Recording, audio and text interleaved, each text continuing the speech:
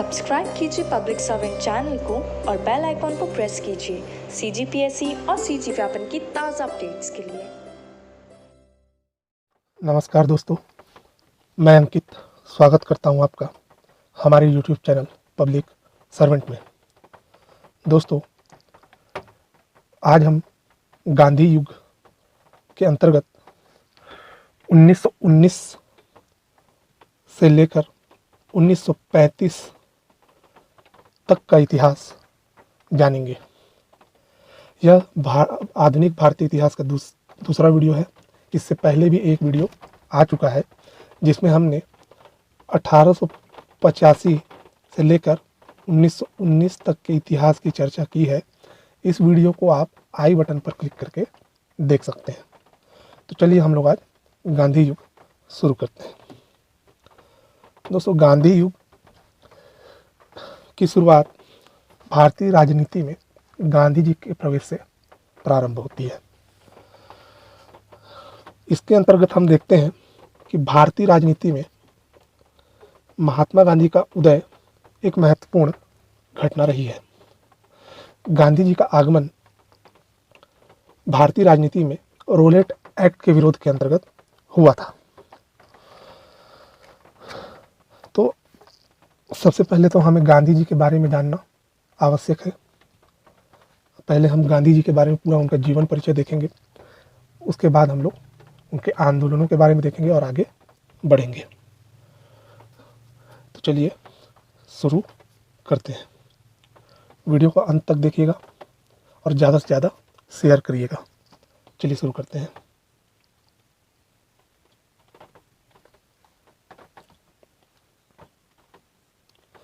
तो दोस्तों, महात्मा गांधी का जन्म 2 अक्टूबर 1869 ईस्वी को गुजरात के काठियावाड़ के पोरबंदर नामक स्थान पर हुआ था।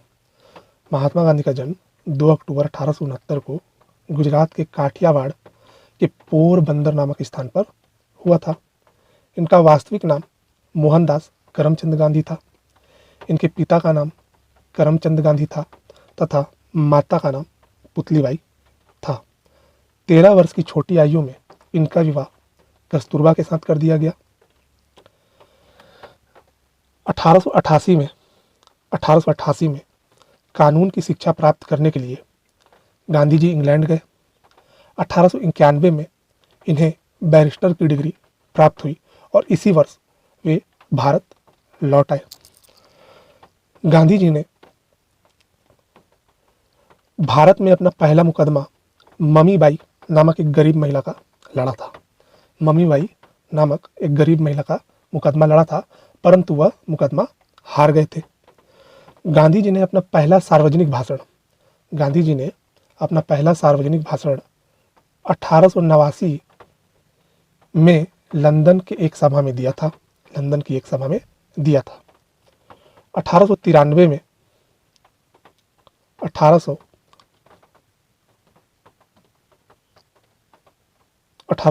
में एक गुजराती व्यापारी जिनका नाम दादा अब्दुल्ला था, उनके मुकदमे के सिलसिले में वो पहली बार दक्षिण अफ्रीका गए। कब गए थे? तो 1893 में दादा अब्दुल्ला के केस के सिलसिले में गए थे। यहाँ क्या देखते हैं गांधी जी कि भारतीयों के प्रति नस्ली भेदभाव हो रहा है, अन्याय और हीनता के खिलाफ इन्होंने वहाँ पे राजनीतिक संघर्ष प्रारंभ किया। इनका जो संघर्ष था मुख्यतः सत्याग्रह पे आधारित था। सत्याग्रह से दोस्तों आशय होता है सत्य के लिए आग्रह करना, इस प्रकार से आंदोलन करना जिसमें अहिंसा का तत्व भी समावित हो। तो 1893 में ये दादा अब्दुल्ला का केस लड़ने दक्षिण अफ्रीका गए। महात्मा गांधी के जीवन में पीटर मोरित्सबर्ग कांड में एक महत्वपूर्ण परिवर्तन आया था। इसमें क्या हुआ था दोस्तों कि जब वे डरबन से प्रिटोरिया प्रथम श्रेणी के डिब्बे से यात्रा कर रहे थे, तो मोरित्सबर्ग एक जगह है दक्षिण अफ्रीका में, वहाँ पे कुछ अंग्रेज़ों ने उनसे ज़बरदस्ती की और उन्हें मोरित्सबर्ग नामक स्थान पर उतार दिया गया। इससे गांधी जी को एक गहरा आघात लगा और उनमें एक समझ विकसित हुई कि यहाँ पे नस्ली भेदभाव बहुत ज़्यादा है। क्योंकि उस समय, अभी भी आप देखेंगे, वर्तमान में भी देखेंगे, अभी कुछ समय की घटना है, रेसिज्म बोलते हैं हम लोग, है ना, नस्लवाद। तो नस्लवाद की घटना अभी भी देखने को मिलती है। जैसे अभी अमेरिका में ही एक जॉर्ज फ्लॉयड का एक केस हुआ था, काले और गोरों के बीच जो नस्ली भेदभाव किया जाता है, उसमें जॉर्ज फ्लॉयड की मृत्यु हो गई थी। तो बहुत ज़्यादा विरोध हुआ था अमेरिका में। उसी प्रकार उस समय दक्षिण अफ्रीका में काले और गोरों में विभेद किया जाता था, नस्ली भेदभाव किया जाता था। ये माना जाता था कि गोरे आनुवांशिक रूप से ज़्यादा सक्षम होते हैं, ज़्यादा बुद्धिमान होते हैं, इस आधार पर विरोध किया जाता था। तो मोरिट्सबर्ग में गांधी जी को ट्रेन के डब्बे से उतार दिया गया और जब व्यक्तिगत रूप से जब उनके साथ दुर्व्यवहार हुआ तो वो वहाँ पे सुधार करने हेतु आंदोलन में कूद पड़े और उनके आंदोलन का मुख्य हथियार था सत्याग्रह। चलिए आगे बढ़ते हैं। देखिए 1893 से लेकर 1914 तक, 1893 से लेकर 1914 तक गांधी जी ने दक्षिण अफ्रीका में प्रवास किया, या बोल सकते हैं वहाँ पे संघर्ष किया। 1899 में गांधी जी ने बोअर के युद्ध में अंग्रेजों की सहायता की। बोअर के युद्ध में अंग्रेजों की सहायता की। 1901 में गांधी जी भारत आए तथा कलकत्ता कांग्रेस अधिवेशन में सम्मिलित हुए, जिसके अध्यक्ष थे दिनसा वाचा। जो कांग्रेस का गठन है और उसके कुछ अधिवेशन जब हमने पिछले वीडियो में देखे हैं, उस वीडियो को आप देखिएगा, उसमें हमने डिस्कस किया है कि 1901 में कलकत्ता अधिवेशन में गांधी जी भारत आए थे, जिसके अध्यक्ष थे दिनसा वाचा, और 1902 में पुनः दक्षिण अफ्रीका चले गए। 1906 में गांधी जी ने पहली बार दक्षिण अफ्रीका में सत्याग्रह का विकास किया। एक परवाना कानून था वहाँ, उसके विरुद्ध उन्होंने सत्याग्रह का विकास किया। सत्याग्रह के तहत, जैसा मैंने आपको बताया कि सत्याग्रह उनके आंदोलन का प्रमुख हथियार हुआ करता था, अहिंसा के साथ, अहिंसा और सत्याग्रह दोनों। तो 1906 में उन्होंने पहली बार दक्षिण अफ्रीका में सत्याग्रह किया। तो याद रखिएगा, गांधी जी ने पहली बार ओवरऑल अगर देखा जाए तो सत्याग्रह कब किया है? 1906 में। कहाँ पे? तो दक्षिण अफ्रीका में। और भारत में तो बाद में, भारत में देखेंगे 1917 में आते हैं, वो अपना सत्याग्रह करते हैं सबसे पहले, आगे आएगा। तो देखिए फिर 1908 में गांधी जी पहली बार जेल गए, और ये जेल गए थे दक्षिण अफ्रीका में, याद रखिएगा, क्योंकि मैंने बताया ना आपको 1893 से लेकर 1914 तक तो दक्षिण अफ्रीका में ही थे। तो 1908 में गांधी जी पहली बार जेल गए दक्षिण अफ्रीका में। अब देखिए 1914 से लेके 1918 तक, आप जानते होंगे प्रथम विश्व का जो समय है वो 1914 से लेकर 18 तक है। तो 1914 में प्रथम विश्व युद्ध के दौरान गांधी जी इंग्लैंड गए, और यहाँ पे जो ब्रिटिश सैनिक थे युद्ध में घायल हो गए थे, उन्हें उनकी सहायता किया इन्होंने और अस्पताल पहुंचाया, जिसके एवज में ब्रिटिश सरकार ने गांधी जी को इस सेवा के बदले 1915 में, याद रखिएगा 1915 में कैसरे हिंद की उपाधि दी थी। तो कैसरे हिंद की उपाधि अंग्रेजों के द्वारा दी गई थी गांधी जी को, और क्यों दी गई थी? तो प्रथम विश्व युद्ध में इन्होंने उनकी सहायता की थी, इसलिए 1915 में दी गई थी। अब देखिए गांधी जी का भारत आगमन। देखिए गांधी जी 9 जनवरी 1915 को भारत आए, 9 जनवरी 1915 को। इसलिए देखिए हर साल 9 जनवरी को प्रवासी दिवस मनाया जाता है। सुने होंगे प्रवासी दिवस हर साल 9 जनवरी को मनाया जाता है। गांधी जी भारत आए थे 9 जनवरी को, इसलिए मनाया जाता है, याद रखिएगा, प्रवासी दिवस। ठीक है, तो 9 जनवरी 1915 को गांधी जी भारत आए। डेट याद रखिएगा, बहुत इंपॉर्टेंट है ये डेट, 9 जनवरी 1915। अब देखिए अगला पॉइंट क्या है। गांधी जी के राजनीतिक गुरु, नाम याद रखिएगा, गांधी जी के राजनीतिक गुरु का नाम था गोपाल कृष्ण गोखले। गांधी जी के राजनीतिक गुरु का नाम था गोपाल कृष्ण गोखले, और इनके दार्शनिक गुरु, याद रखिएगा, दार्शनिक गुरु थे लियो टॉलस्टॉय। गांधी जी के राजनीतिक गुरु गोपाल कृष्ण गोखले, और दार्शनिक गुरु अगर पूछा जाए तो लियो टॉलस्टॉय। देखिए गांधी जी ने भारत में अपना पहला जन भाषण 1917 में चंपारण में दिया। आगे हम लोग अभी देखेंगे चंपारण सत्याग्रह के बारे में। यहीं पे उन्होंने भारत में प्रथम सत्याग्रह का प्रयोग किया। दक्षिण अफ्रीका में कब किया? तो 1906 में। भारत में पहली बार कब किया? 1917 में चंपारण में। याद रखिएगा, भारत में उनका प्रथम सत्याग्रह का प्रयोग चंपारण में हुआ था। उसी प्रकार गांधी जी का प्रथम जन आंदोलन, गांधी जी का प्रथम जन आंदोलन था असहयोग आंदोलन 1920। ठीक है, पहला सत्याग्रह भारत में चंपारण में गांधी जी ने किया और प्रथम जन आंदोलन असहयोग आंदोलन के दौरान भारत में किया। देखिए, गांधी जी ने 1920 में अहमदाबाद में गुजरात विद्यापीठ, याद रखिएगा, गांधी जी ने 1920 में अहमदाबाद गुजरात में विद्यापीठ की स्थापित की। 1925 में अखिल भारतीय चरखा बुनकर संघ, अखिल भारतीय चरखा बुनकर संघ, याद रखिएगा, 1925 में अखिल भारतीय चरखा बुनकर संघ की स्थापना की। आप जानते ही हैं गांधी जी को खादी, है ना, खादी और स्वदेशी वस्तुओं से बहुत ज़्यादा लगाव था और वो खादी वस्त्र खुद बनाते थे। तो वो कैसे बनाते थे? उस चरखा से, चरखा प्रयोग करते थे। तो इसीलिए उन्होंने अखिल भारतीय चरखा बुनकर संघ की स्थापना की। 1932 में उन्होंने हरिजन संघ, याद रखिएगा, 1932 में हरिजन संघ, एक मिनट रुकिए, हरिजन संघ 1932 में हरिजन संघ की स्थापना की। 1933 में साबरमती आश्रम को हरिजन संघ को दान में दे दिया। ठीक है, 1932 में हरिजन संघ की स्थापना करते हैं गांधी जी और 1933 में साबरमती आश्रम को हरिजन संघ को दान में दे देते हैं। हरिजन संघ के अध्यक्ष, याद रखिएगा, घनश्याम दास बिरला। ठीक है, घनश्याम दास बिरला हरिजन संघ के अध्यक्ष हुआ करते थे। 1934 में उन्होंने अखिल भारतीय ग्रामोद्योग संघ की स्थापना की। अखिल भारतीय ग्रामोद्योग संघ की स्थापना कब की? 1934 में।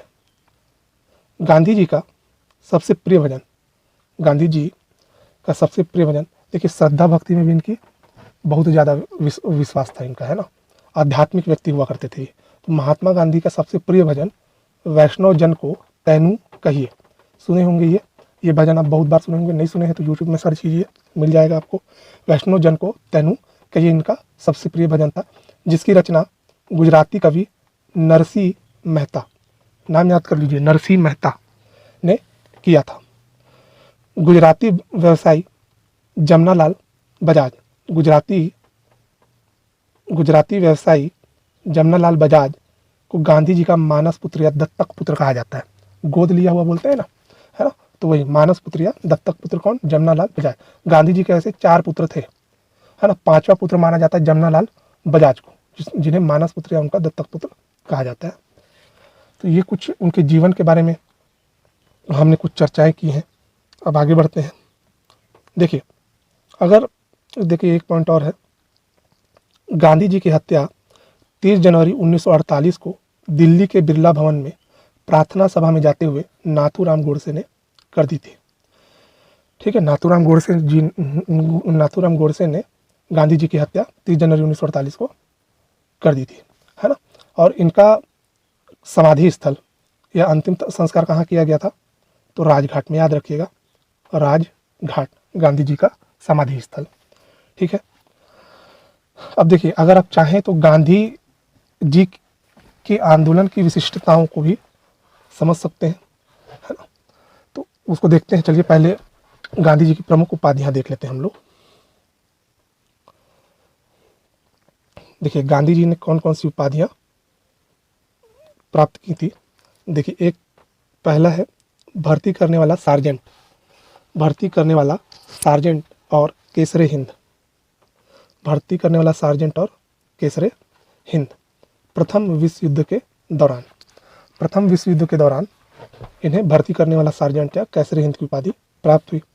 एक उपाधि इनको मिली दक्षिण अफ्रीका के इनके सहयोगी इन्हें कर्मवीर कहा करते थे। दक्षिण अफ्रीका के इनके सहयोगी इन्हें कर्मवीर कहा करते थे।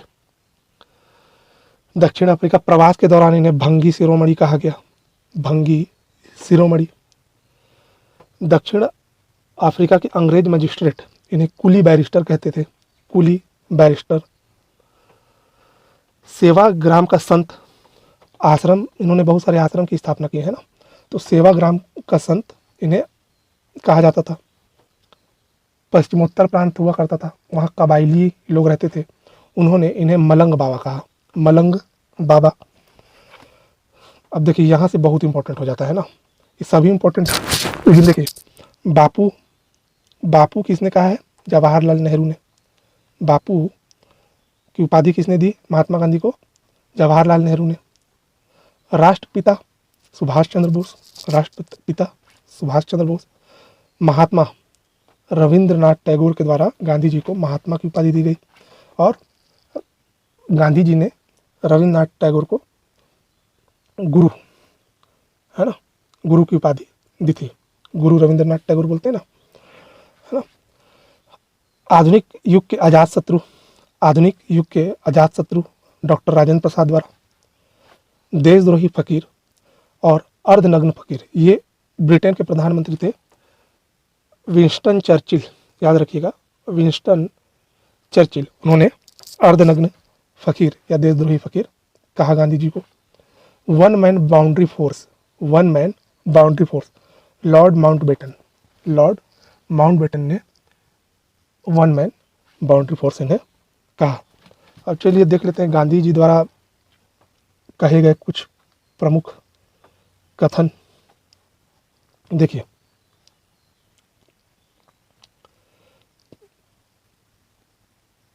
एक वर्ष में स्वराज, असहयोग आंदोलन के दौरान इन्होंने एक वर्ष में एक वर्ष में स्वराज का नारा दिया।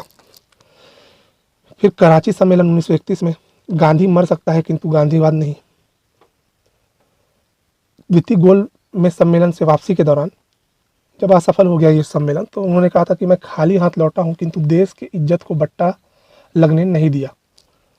मैं इस देश की धूल मिट्टी से भी कांग्रेस से बड़ी पार्टी खड़ा कर सकता हूं। भारत छोड़ो आंदोलन के दौरान कहा था इन्होंने, है ना। करो या मरो, ये भी इसको याद रखिएगा, करो या मरो, है ना, करो या मरो, भारत छोड़ो आंदोलन के दौरान। हंटर कमीशन, जलियांवाला बाग हत्याकांड हुआ था ना, तो हंटर कमीशन की रिपोर्ट पर इन्होंने पन्ने दर पन्ने निर्लज सरकारी लिपापोती, पन्ने दर पन्ने निर्लज सरकारी लिपापोती कहा था हंटर कमीशन की रिपोर्ट को। अगला है, मैं वैसे भारत के लिए कार्य करूंगा जिसमें अति गरीब भी यह महसूस करे कि यह मेरा देश है। ये सब गांधी जी के प्रमुख कथन है। वीडियो को पॉज कीजिए और हो सके तो लिखने का कोशिश कीजिए, है ना, आपका एक प्रॉपर नोट्स बन जाएगा और बहुत शानदार नोट्स बन जाएगा आपका, और इससे बाहर कुछ नहीं आएगा। ये कॉन्सेप्ट प्लस फैक्ट दोनों मिल रहा है आपको ये वीडियो में। अगर आप मेंस की भी तैयारी कर रहे हैं और इस वीडियो को देख लेंगे तो आपका बहुत हद तक तैयारी हो जाएगा, है ना। चलिए आगे बढ़ते हैं। देखिए महात्मा गांधी की प्रमुख पुस्तकें एवं समाचार पत्र देखते हैं। देखिए पुस्तक देखते हैं सबसे पहले, है ना, हिंद स्वराज, हिंद स्वराज। जब वो इंग्लैंड से दक्षिण अफ्रीका जहाज से जा रहे थे तब उन्होंने हिंद स्वराज नामक पुस्तक लिखी थी 1909 में। याद रखिएगा ना, हिंद स्वराज कब लिखा उन्होंने? 1909 में। गुजराती भाषा में थी ये बुक, ठीक है, गुजराती भाषा में। फिर एक बुक है इसकी, माई एक्सपेरिमेंट विथ ट्रुथ, 1925 में लिखी इन्होंने।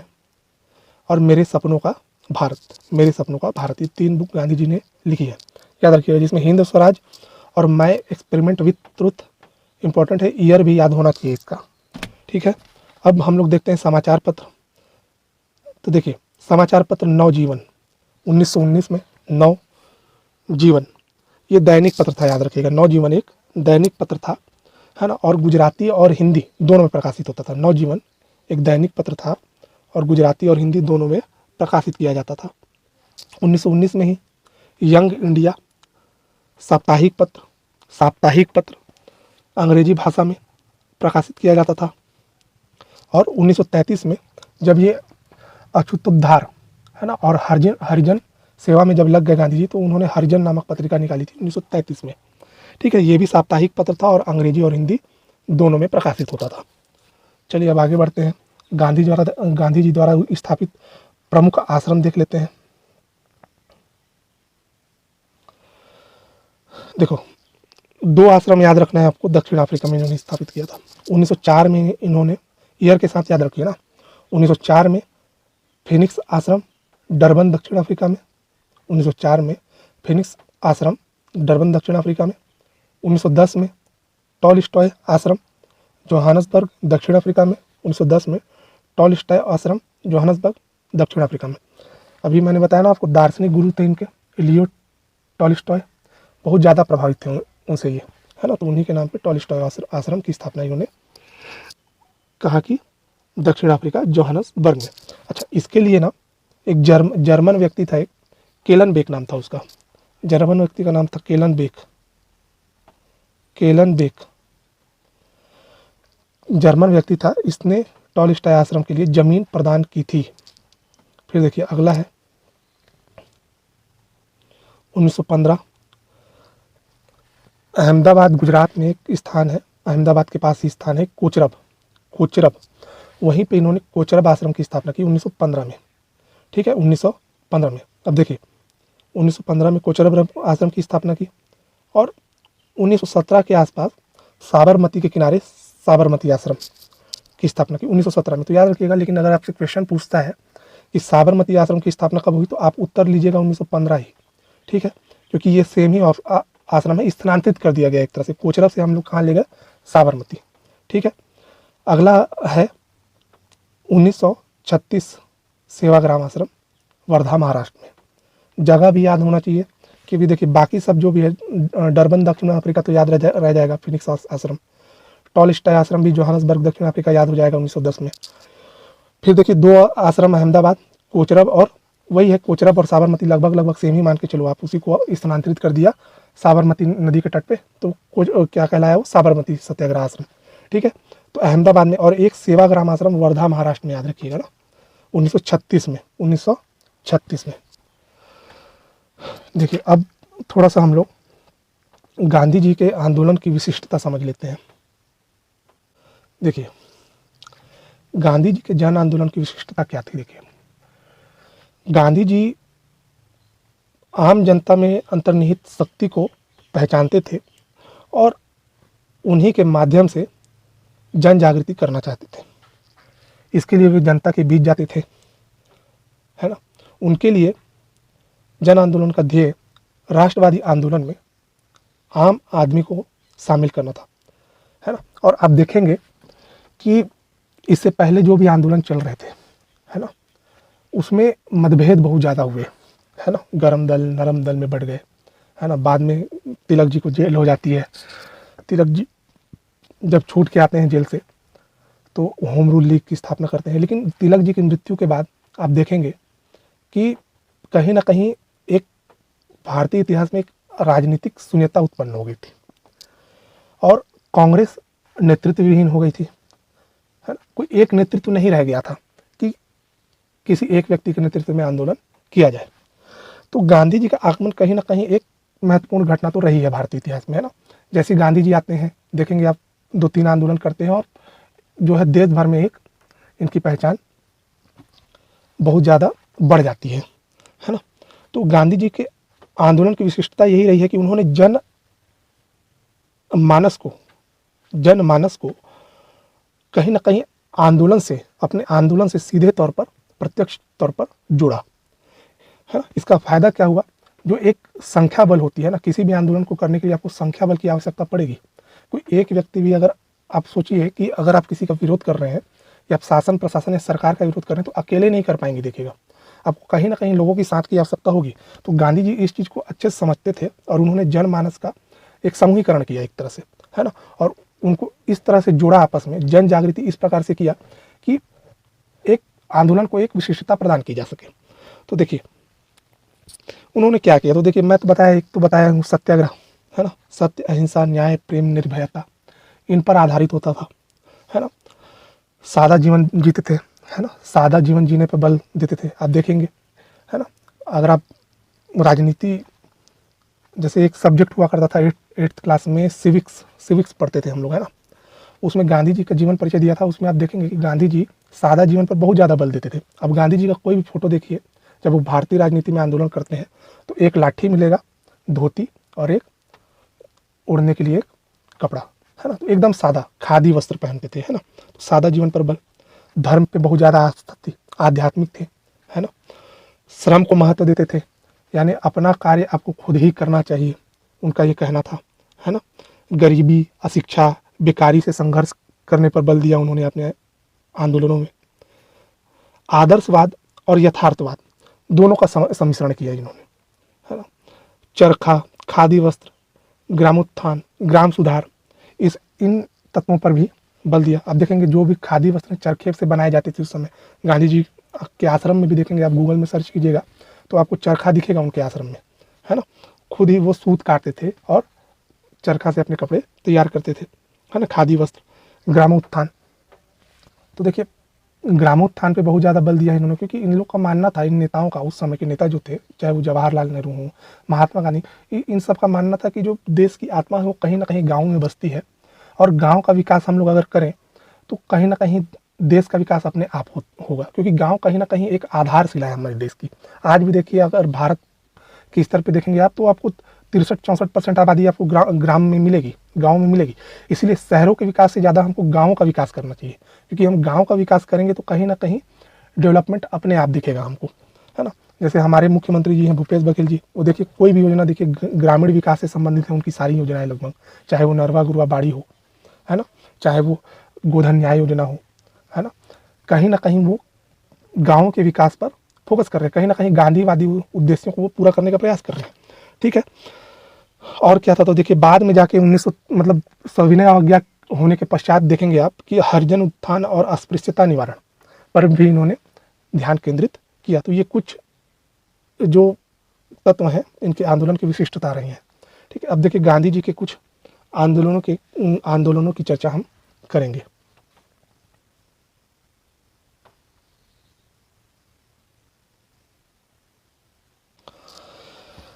दोस्तों देखिए जब गांधी जी भारत आए 9 जनवरी 1915 को, तो जो उनके राजनीतिक गुरु थे गोपाल कृष्ण गोखले, जो इनसे मिलने दक्षिण अफ्रीका भी जाते रहते थे, है ना।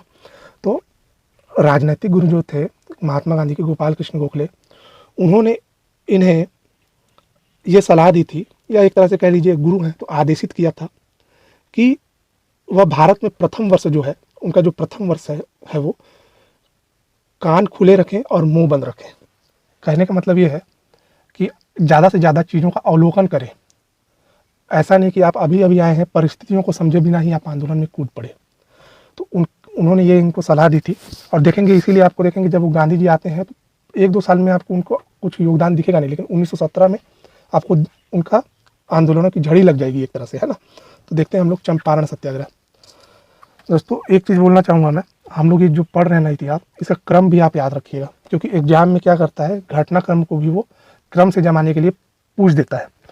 तो आपको क्रम भी याद रखना है कि कौन सी घटना कब हुई है, ताकि आप उत्तरों का माफ़ कीजिएगा, सवालों का सही उत्तर दे सकें। तो क्रम आपको याद करना बहुत जरूरी है, खासकर आधुनिक भारत के इतिहास में, क्योंकि यहाँ से क्रम जमाने को तो वो पूछता ही है एग्जाम में, है ना।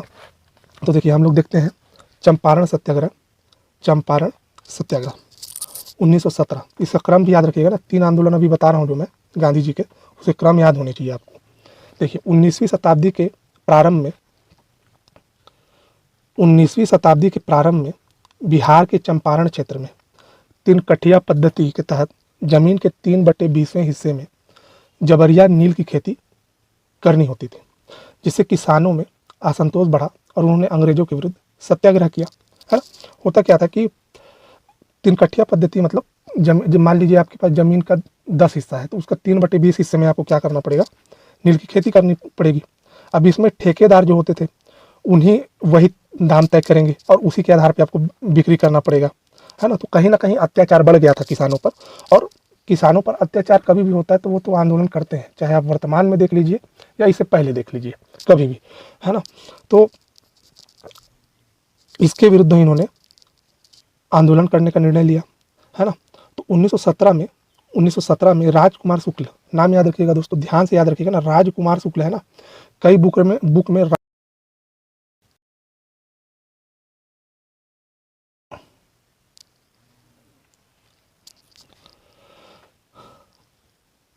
राजकुमार शुक्ल याद रखिएगा ना, राजकुमार शुक्ल।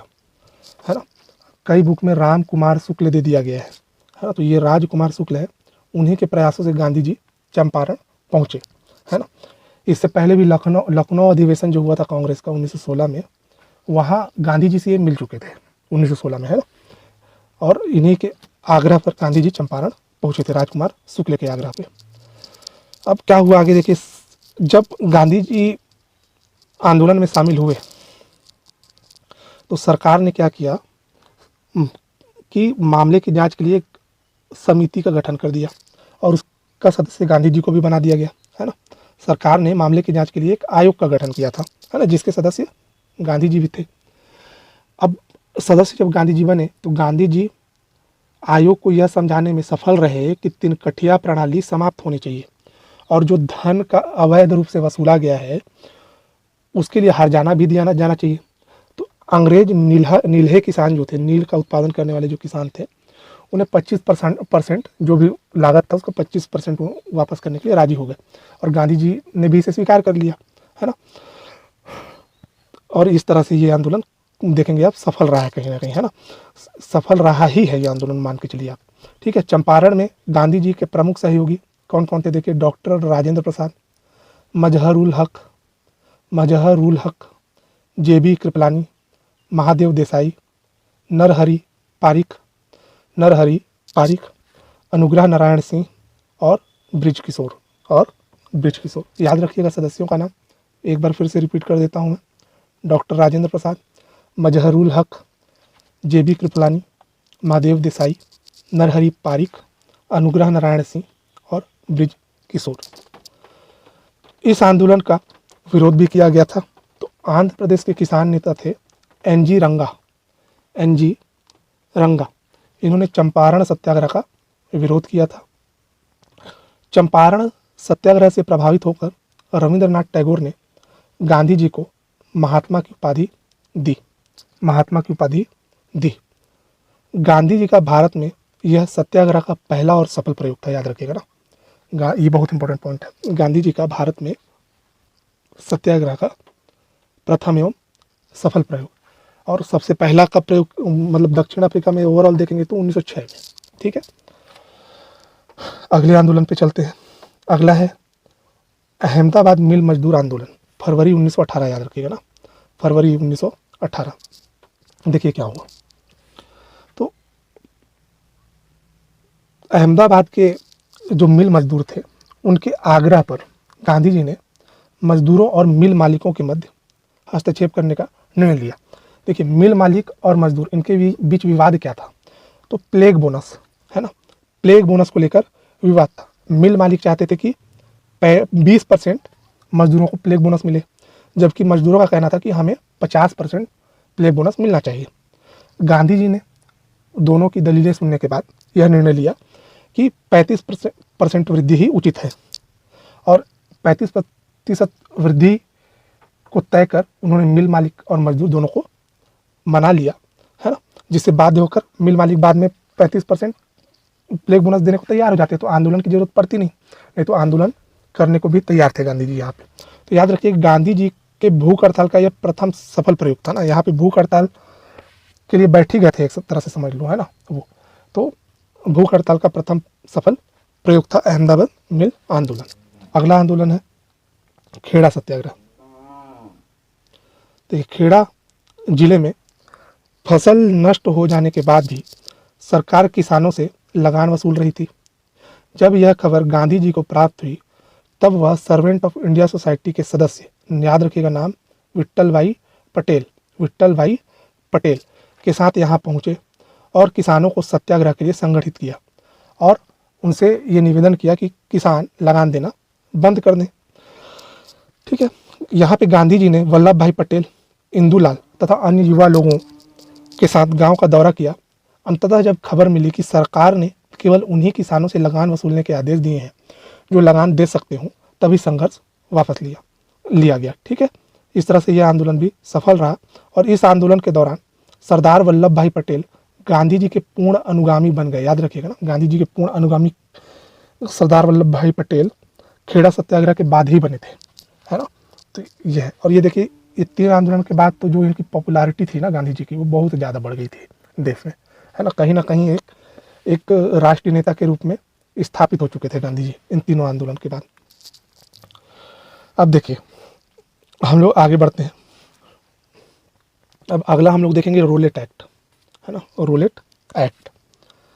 तो देखिए गांधी, इसके बाद देखिए गांधी जो थे, देखेंगे यहाँ पे आप तीनों आंदोलन में एक चीज़ आपको समझ में आई होगी कि गांधी जी कहीं ना कहीं सहयोग करके आंदोलन में सफलता प्राप्त करना चाहते थे।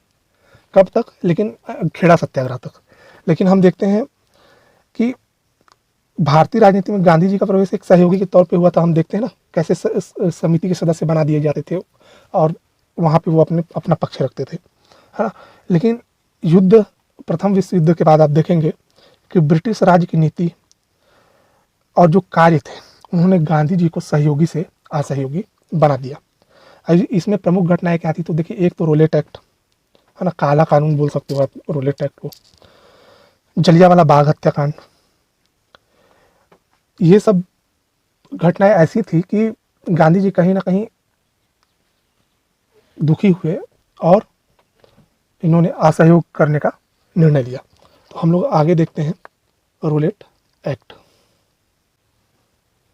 देखिए रोलेट एक्ट 1919, रोलेट एक्ट 1919। 1917 में सिडनी रोलेट की अध्यक्षता में लॉर्ड चेम्सफोर्ड ने एक सेडिशन कमेटी की नियुक्ति की। रोलेट एक्ट अधिनियम 1917 इसी सेडिशन कमेटी की सिफारिश पर आधारित था। इसका मुख्य कारण भारत रक्षा कानून की अवधि समाप्त होना था। इस अधिनियम के माध्यम से सरकार को युद्धकालीन विशेषाधिकार युद्ध समाप्ति के बाद भी जारी रखने का अधिकार मिला। इस कानून के तहत सरकार हैबियस कॉर्पस को निलंबित कर सकती थी। हैबियस कॉर्पस क्या होता है? तो यह व्यक्तिगत स्वतंत्रता से संबंधित है ना, जिसके तहत सरकार बिना वारंट किसी को भी गिरफ्तार कर सकती थी, उस पर विशेष न्यायालय पर में गुप्त रूप से मुकदमा चला सकती थी और उसे दंडित कर सकती थी, जिसके विरुद्ध कोई अपील भी नहीं हो सकती थी। तो हैबियस कॉर्पस यही था, है ना। अब देखिए 18 मार्च 1919 को रोलेट एक्ट स्वीकृत हुआ, जिसकी अवधि 3 वर्ष रखी गई। इसका अधिकृत नाम था क्रांतिकारी अराजकतावादी अपराध अधिनियम 1919। क्रांतिकारी एवं अराजकतावादी अपराध अधिनियम 1919 इसका अधिकृत नाम था। मोतीलाल नेहरू ने इस एक्ट को कोई वकील नहीं, कोई अपील नहीं, कोई दलील नहीं की संज्ञा दी। कोई वकील नहीं, कोई अपील नहीं, कोई दलील नहीं की संज्ञा दी। इस एक्ट से गांधी जी को आघात पहुंचा, जिसके कारण गांधी जी अंग्रेजी सरकार के विरोधी हो गए तथा उन्होंने देशव्यापी सत्याग्रह करने का निर्णय लिया। फरवरी 1919 में गांधी जी ने सत्याग्रह लीग की स्थापना की, जिसके सदस्य थे जमनालाल बजाज, द्वारकादास, शंकर लाल बैंकर, उमा सोमानी, जीजी हरनीमन। 6 अप्रैल 1919, डेट याद रखना है, 6 अप्रैल 1919 को राष्ट्रव्यापी आंदोलन प्रारंभ हुए तथा इसी दिन राष्ट्रीय अपमान दिवस, याद रखिएगा 6 अप्रैल 1919 राष्ट्रीय अपमान दिवस के रूप में मनाया गया। केंद्रीय विधायिका परिषद से मोहम्मद अली जिन्ना, मजहर उल हक, मदन मोहन मालवीय ने इस्तीफा दे दिया। पंजाब के 2 नेता सत्यपाल एवं सैफुद्दीन किचलू रोलेट एक्ट का विरोध करते समय गिरफ्तार कर लिए गए, जिसके परिणाम स्वरूप 10 अप्रैल 1919 को उनकी गिरफ्तारी के विरोध में अमृतसर में जुलूस निकाला गया। अगला हम लोग बढ़ते हैं जलियांवाला बाग हत्याकांड में। 10 अप्रैल 1919 को पंजाब के 2 नेताओं डॉक्टर सत्यपाल और सैफुद्दीन किचलू को रोलेट एक्ट के विरोध में पुलिस ने गिरफ्तार कर लिया। 13 अप्रैल 1919 को वैसाखी के दिन पंजाब के अमृतसर में निहत्थी भीड़ पर अपने दोनों नेताओं की गिरफ्तारी का विरोध करने जलियांवाला बाग में भीड़ जमा हुई। हंसराज नामक व्यक्ति ने सभा बुलाई थी, जो बाद में सरकारी गवाह बन गया। जलियांवाला बाग में शांतिपूर्ण सभा चल रही थी, तभी जनरल आर डायर, याद रखिएगा जनरल REH डायर ने निहत्थी भीड़ पर गोली चालन का आदेश दिया। इस घटना में लगभग 1500 लोग मारे गए। सरकारी आंकड़ों के अनुसार यह संख्या 379 बताई गई तथा घायलों की संख्या 1200 बताई गई, जबकि वास्तविक संख्या इससे कई ज़्यादा थी। सरकार ने इलाहाबाद सेवा समिति के माध्यम से मृतकों की सूची तैयार की। इलाहाबाद सेवा समिति के माध्यम से मृतकों की सूची तैयार कराई। जलियांवाला बाग हत्याकांड के समय पंजाब प्रांत का गवर्नर माइकल O डायर, याद रखिएगा दोनों अलग है, जिसने आदेश दिया वह है जनरल REH डायर, जो ब्रिगेडियर था ना, सेना का कमांडिंग ऑफिसर था, है ना, और पंजाब प्रांत का गवर्नर था माइकल O डायर, कंफ्यूज नहीं होना यहाँ पे, जबकि वायसराय थे लॉर्ड जेम्स फोर्ड।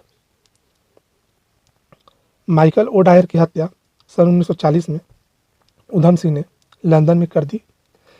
बाद में उधम सिंह को गिरफ्तार कर फांसी दे दिया गया। माइकल O डायर की हत्या की थी, याद रखिएगा ना, उधम सिंह ने। महात्मा गांधी के पंजाब में प्रवेश पर प्रतिबंध लगा दिया गया।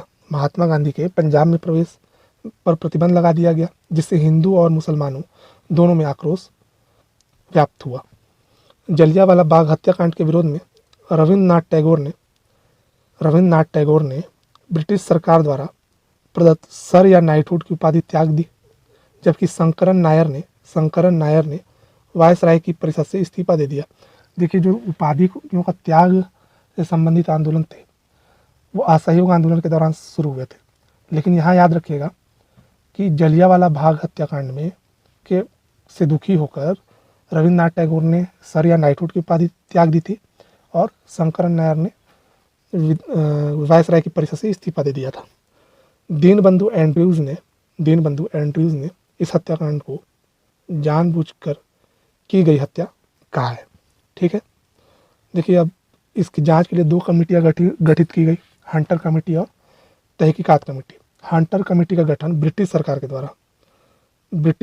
के द्वारा किया गया था 1919 में, जिसके अध्यक्ष थे जीसी हंटर और सदस्य थे Justin Ruskin, WF Rice, George Barrow, Thomas Smith. देखो, अंग्रेज नाम भूल भी जाओगे तो चल जाएगा, लेकिन अध्यक्ष याद रखिए और भारतीय नाम याद रखिए।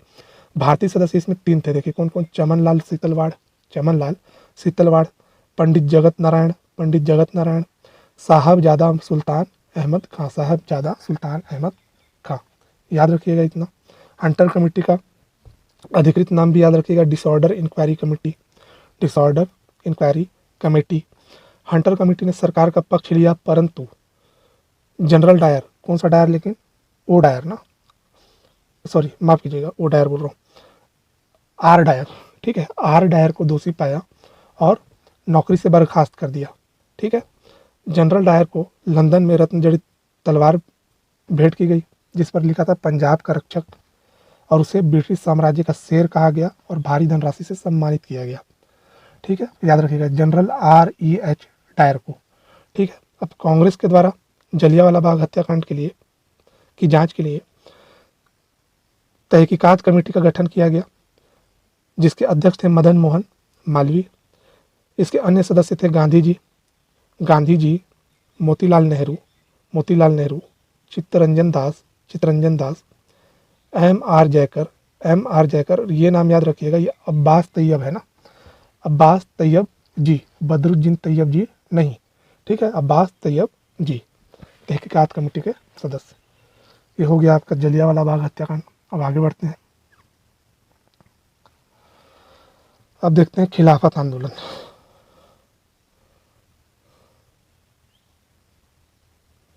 खिलाफत आंदोलन 1920 से लेकर 24 तक चला था ये। देखिए, इसमें क्या था, देखो, प्रथम विश्व युद्ध की समाप्ति के बाद का पूरा खेल है इसमें। देखो, तुर्की का जो सुल्तान था उस समूचे विश्व के मुसलमानों का खलीफा अर्थात धर्मगुरु माना जाता था। प्रथम विश्व युद्ध के बाद ब्रिटेन ने तुर्की के साथ अन्यायपूर्ण व्यवहार किया, जिससे भारतीय मुसलमानों को ठेस पहुंची और इन्होंने आंदोलन प्रारंभ किया। ब्रिटेन ने प्रथम विश्व युद्ध के बाद तुर्की पर सीवर्स की संधि आरोपित किया, है ना। अब यहाँ पे क्या होता है फिर देखो, अली बंधु, मोहम्मद अली और शौकत अली, अबुल कलाम आज़ाद, डॉक्टर अंसारी, हकीम अजमल खां आदि ने 1919 में खिलाफत समिति बनाई, इसका उद्देश्य याद रखिएगा, व्यापम एक बार पूछ भी चुका है। इसका उद्देश्य तुर्की के साथ न्यायपूर्ण व्यवहार एवं खलीफा के प्रभाव की पुनर्स्थापना करना था। अप्रैल 1920 को गांधी जी को अखिल भारतीय खिलाफत कमेटी का अध्यक्ष बनाया गया। अखिल भारतीय खिलाफत कमेटी का अध्यक्ष बनाया गया। 31 अगस्त 1920 को खिलाफत दिवस, फिर से याद रखिएगा एक और दिवस, 31 अगस्त 1920 को खिलाफत दिवस मनाया गया। महात्मा गांधी ने इस अवसर को हिंदुओं और मुस्लिमों की एकता के रूप में देखा, है ना। अब देखो इसी समय क्या हुआ था, 31 अगस्त 1920 को खिलाफत दिवस मनाते हैं, लेकिन 1 अगस्त 1920 को देखिएगा आप असहयोग आंदोलन प्रारंभ कर देते हैं। तो इसमें क्या है, हिंदू और मुसलमानों और खिलाफत आंदोलन को समर्थन देते हैं गांधी जी। इससे दुखी होकर Chittaranjan Das, Mohammad Ali Jinnah, Annie Besant, Bipin Chandrapal, GS Khaparde, है ना। Chittaranjan Das, Mohammad Ali Jinnah, Annie Besant, Bipin Chandrapal, GS Khaparde ने इसका विरोध किया और कांग्रेस छोड़ दिया। ठीक है, अब क्या हुआ कि 1900 मतलब कुछ समय के बाद समझो कि कमाल पाशा तुर्की का सुल्तान बनता है ना। और सत्ता प्राप्त करने के बाद 1924 में खलीफा का जो पद था उसे समाप्त कर देता है। इसके बाद खिलाफत आंदोलन अपने आप समाप्त हो जाता है, क्योंकि इनका तो उद्देश्य ही था कि खलीफा के साथ न्यायपूर्ण व्यवहार और खलीफा के प्रभाव की पुनर्स्थापना करना। लेकिन जब खलीफा का पद ही नहीं रहा, है ना, तो कैसे होगा ये चीज़, तो अपने आप ये आंदोलन फिर समाप्त हो जाता है। चलो अब हम लोग एक बड़ा आंदोलन देखते हैं, असहयोग आंदोलन। असहयोग आंदोलन 1920। देखो सितंबर 1920 में कांग्रेस का विशेष अधिवेशन कलकत्ता में होता है, जिसके अध्यक्ष होते हैं लाला लाजपत राय। इस अधिवेशन में अहिंसक असहयोग आंदोलन कार्यक्रम का प्रस्ताव लाया जाता है और गांधी जी को इसका नेतृत्व सौंपा गया। फिर दिसंबर 1920 में नागपुर में कांग्रेस के वार्षिक अधिवेशन में, जिसके अध्यक्ष विजय राघवाचारी होते हैं, असहयोग कार्यक्रम से संबंधित प्रस्ताव पारित कर दिया गया या स्वीकार कर लिया गया, है ना। इसमें देखो क्या था कि कांग्रेस का जो पुराना लक्ष्य था वो था साम्राज्य के अंतर्गत स्वशासन, लेकिन नया लक्ष्य बना शांतिपूर्ण एवं वैधानिक तरीकों से स्वराज्य, है ना। ये लक्ष्य बना नया लक्ष्य। इसी समय गांधी जी ने 1 वर्ष में स्वराज्य का नारा दिया। अभी हम लोग गांधी जी का जीवन परिचय से देखे थे ना, 1 वर्ष में स्वराज का नारा, तो गांधी जी ने असहयोग आंदोलन के दौरान दिया। 1 अगस्त 1920 को आंदोलन प्रारंभ कर दिया गया। 1 अगस्त 1920 को आंदोलन प्रारंभ कर दिया गया। अब देखो आंदोलन को प्रारंभ करने का कारण क्या था, तो एकदम समझ लीजिए, क्योंकि सैकड़ों वर्षों से वही चला आ रहा था, है ना, कि आर्थिक दुर्दशा खराब थी, महामारी, अकाल, है ना, बेरोजगारी, बेकारी, ये सब फैली हुई थी, है ना। प्रथम विश्व युद्ध का दुष्परिणाम भी बोल सकते हैं, क्योंकि प्रथम विश्व युद्ध में क्या किया अंग्रेजों ने कि उन्होंने भारतीयों का सहयोग मांगा, भारतीयों ने सहयोग भी दिया और बहुत सारे भारतीय मारे भी गए उस युद्ध में, है ना। और अंग्रेजों ने क्या प्रॉमिस किया भारतीयों से कि स्वशासन स्वराज्य देंगे आपको, लेकिन किया कुछ नहीं, है ना। तो एक असंतोष का माहौल था, रोले टैक्स से भी असंतोष फैला हुआ था। फिर 1917 का जो अगस्त घोषणा या मांटफोर्ड सुधार बोलते हैं जिसको, उससे भी असंतोष था। खिलाफत आंदोलन, हिंदू मुस्लिम एकता को सुदृढ़ करना, ये सब कुछ कारण थे असहयोग आंदोलन शुरू करने के, है ना। अभी देखो असहयोग आंदोलन के 2 पक्ष हैं, असहयोग आंदोलन के 2 पक्ष हैं। एक है नकारात्मक या इसी को बोलते हैं बहिष्कार परक, और दूसरा है बहिष्कार का विकल्प। जैसे बहिष्कार परक मतलब समझो, जैसे सरकारी उपाधियों का त्याग कर दिया गया, विदेशी माल का बहिष्कार, सरकारी स्कूलों का बहिष्कार, सरकारी अदालतों का बहिष्कार, सरकारी नौकरियों का त्याग, विधानमंडलों का बहिष्कार, शासकीय समारोह का बहिष्कार। तो बहिष्कार परक आंदोलन ये थे जिसमें त्याग की भावना मौजूद थी। जबकि दूसरा ये था कि आप बहिष्कार कर देंगे, जैसे सरकारी स्कूलों का बहिष्कार कर देंगे तो बच्चे पढ़ेंगे कहाँ। तो उसके लिए शुरू किया गया रचनात्मक कार्यक्रम। ठीक है, दो पक्ष थे इसके, एक नकारात्मक बहिष्कार परक और दूसरा रचनात्मक कार्यक्रम बहिष्कार के विकल्प के रूप में। तो देखो पहले हम लोग देख लेते हैं बहिष्कार परक कार्यक्रम। तो कुछ तो मैंने बता ही दिया आपको, जैसे सरकारी उपाधियों का त्याग। जैसे देखो उपाधि में कैसरे हिंद, गांधी जी ने असहयोग आंदोलन के दौरान की शुरुआत ही इन्होंने कैसरे हिंद उपाधि का त्याग करके किया। राय बहादुर की उपाधि जमुनालाल बजाज ने त्याग दी, है ना। जमुनालाल बजाज ने राय बहादुर की उपाधि त्याग दी। चित्तरंजन दास, मोतीलाल नेहरू, राजेंद्र प्रसाद, सी राजगोपालाचारी, सरदार पटेल, जवाहरलाल नेहरू, इन्होंने वकालत का त्याग कर दिया। ठीक है, इन सब ने क्या किया, वकालत का त्याग कर दिया। चित्तरंजन दास, मोतीलाल नेहरू, राजेंद्र प्रसाद, सी राजगोपालाचारी, सरदार पटेल, जवाहरलाल नेहरू। इसके अतिरिक्त मैंने जैसे अभी बताया आपको, स्कूल कॉलेजों का बहिष्कार, न्यायालयों का बहिष्कार, है ना, विदेशी वस्तुओं का बहिष्कार किया गया। अब देखो रचनात्मक कार्य क्या क्या किए गए। तो बहिष्कार किया गया है तो रचनात्मक कार्य मतलब बहिष्कार के विकल्प के रूप में तो स्कूलों का सरकारी विदेशी माल का बहिष्कार किया गया, तो स्वदेशी खादी और चरखा का प्रयोग को बढ़ावा दिया गया, है ना। देखो चरखा का प्रयोग को बढ़ावा दिया गया, है ना। स्कूलों का बहिष्कार किया गया है तो राष्ट्रीय शिक्षा संस्थानों की स्थापना की गई, जैसे जामिया मिलिया इस्लामिया अलीगढ़, है ना, बिहार विद्यापीठ, काशी विद्यापीठ, गुजरात विद्यापीठ, तिलक महाराष्ट्र विद्यापीठ आदि संस्थान स्थापित किए गए शिक्षा के लिए। तिलक स्वराज फंड का गठन किया गया, है ना। असहयोग आंदोलन शुरू होने से पहले ही क्या होती है, तिलक जी की मृत्यु हो जाती है ना, तो उन्हीं के नाम पे तिलक स्वराज फंड का गठन किया जाता है और जिसमें 6 माह के अंदर ही 1 करोड़ रुपए एकत्र हो जाते हैं। ठीक है, और क्या किया गया, देखिए प्रिंस ऑफ वेल्स 1921 में प्रिंस ऑफ वेल्स के आगमन पर राष्ट्रव्यापी हड़ताल से स्वागत किया गया। राष्ट्रव्यापी हड़ताल से स्वागत किया गया। किसानों एवं महिलाओं ने असहयोग आंदोलन में बढ़ चढ़ कर हिस्सा लिया। याद रखिएगा, किसानों और महिलाओं की भागीदारी जबरदस्त थी इस समय। ठीक है, मादक पदार्थों का बहिष्कार किया गया। मादक पदार्थों का बहिष्कार किया गया। नशाबंदी, अछूतोद्धार कार्यक्रम, जन सेवा, ये सब चलाए गए। ठीक है, याद रखिएगा ये रचनात्मक कार्य के बारे में। अब अगला देखते हैं हम लोग असहयोग आंदोलन से संबंधित क्षेत्रीय आंदोलन। देखिए इस समय कुछ क्षेत्रीय आंदोलन भी हुए, जैसे संयुक्त प्रांत का एका आंदोलन मदारी पासी के नेतृत्व में, संयुक्त प्रांत का एका आंदोलन मदारी पासी के नेतृत्व में हुआ। मेवाड़ का बिजोलिया आंदोलन, मेवाड़ का बिजोलिया आंदोलन राजस्थान। ठीक है, पंजाब का अकाली आंदोलन, पंजाब का अकाली आंदोलन। आंध्र प्रदेश का अल्लूरी सीताराम राजू का आंदोलन।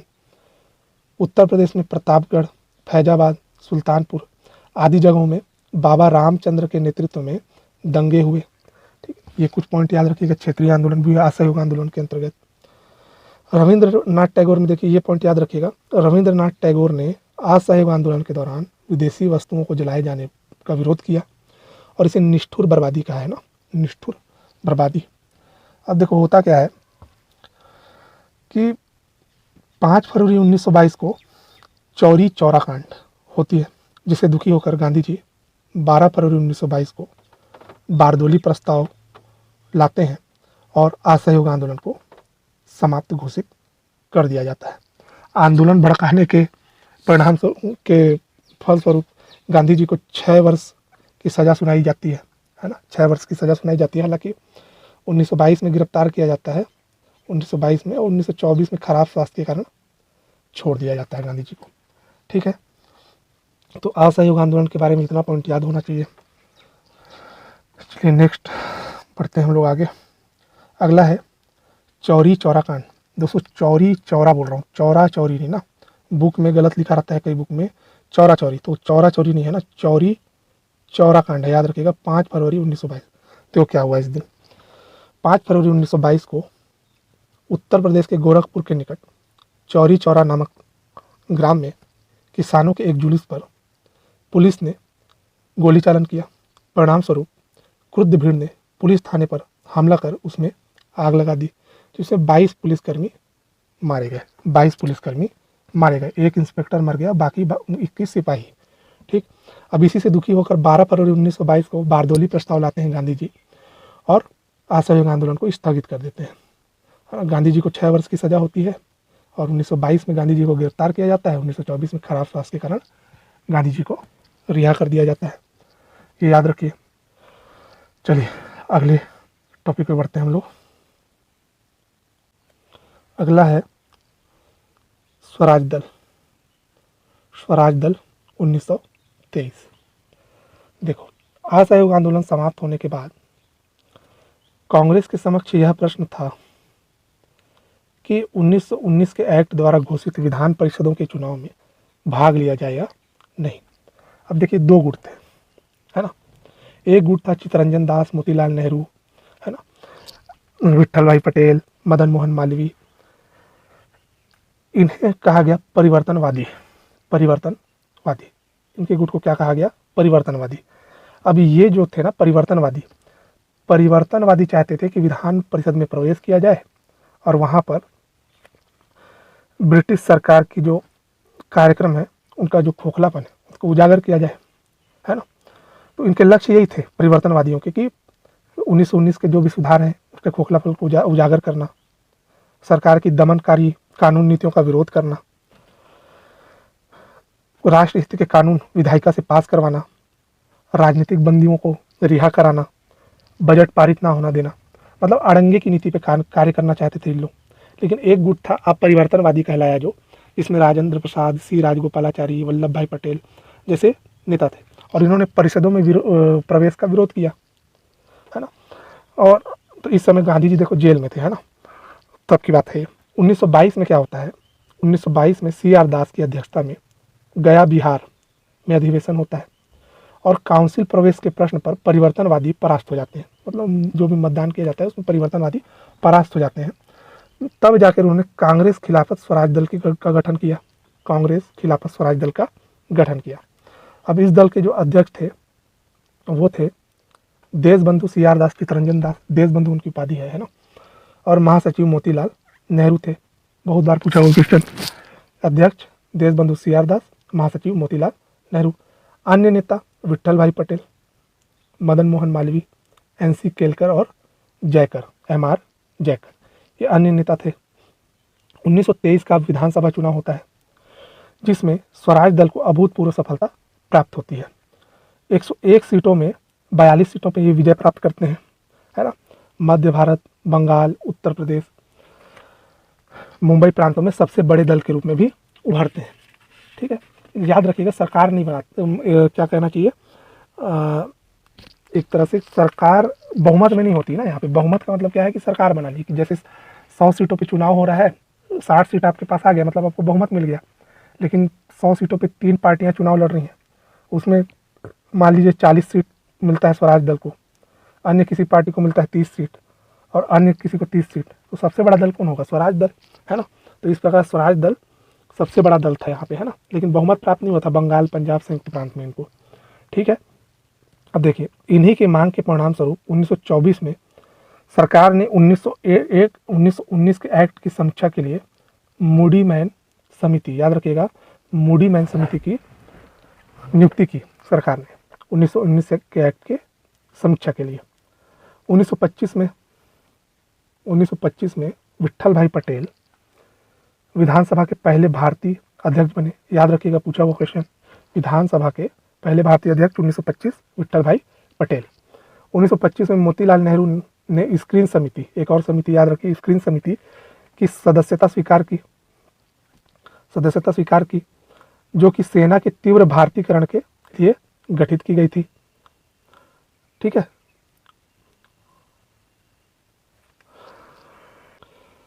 सेना के तीव्र भारतीयकरण के लिए गठित की गई थी। 1925 में चित्तरंजन दास की मृत्यु हो जाती है और स्वराज दल दुर्बल हो जाता है।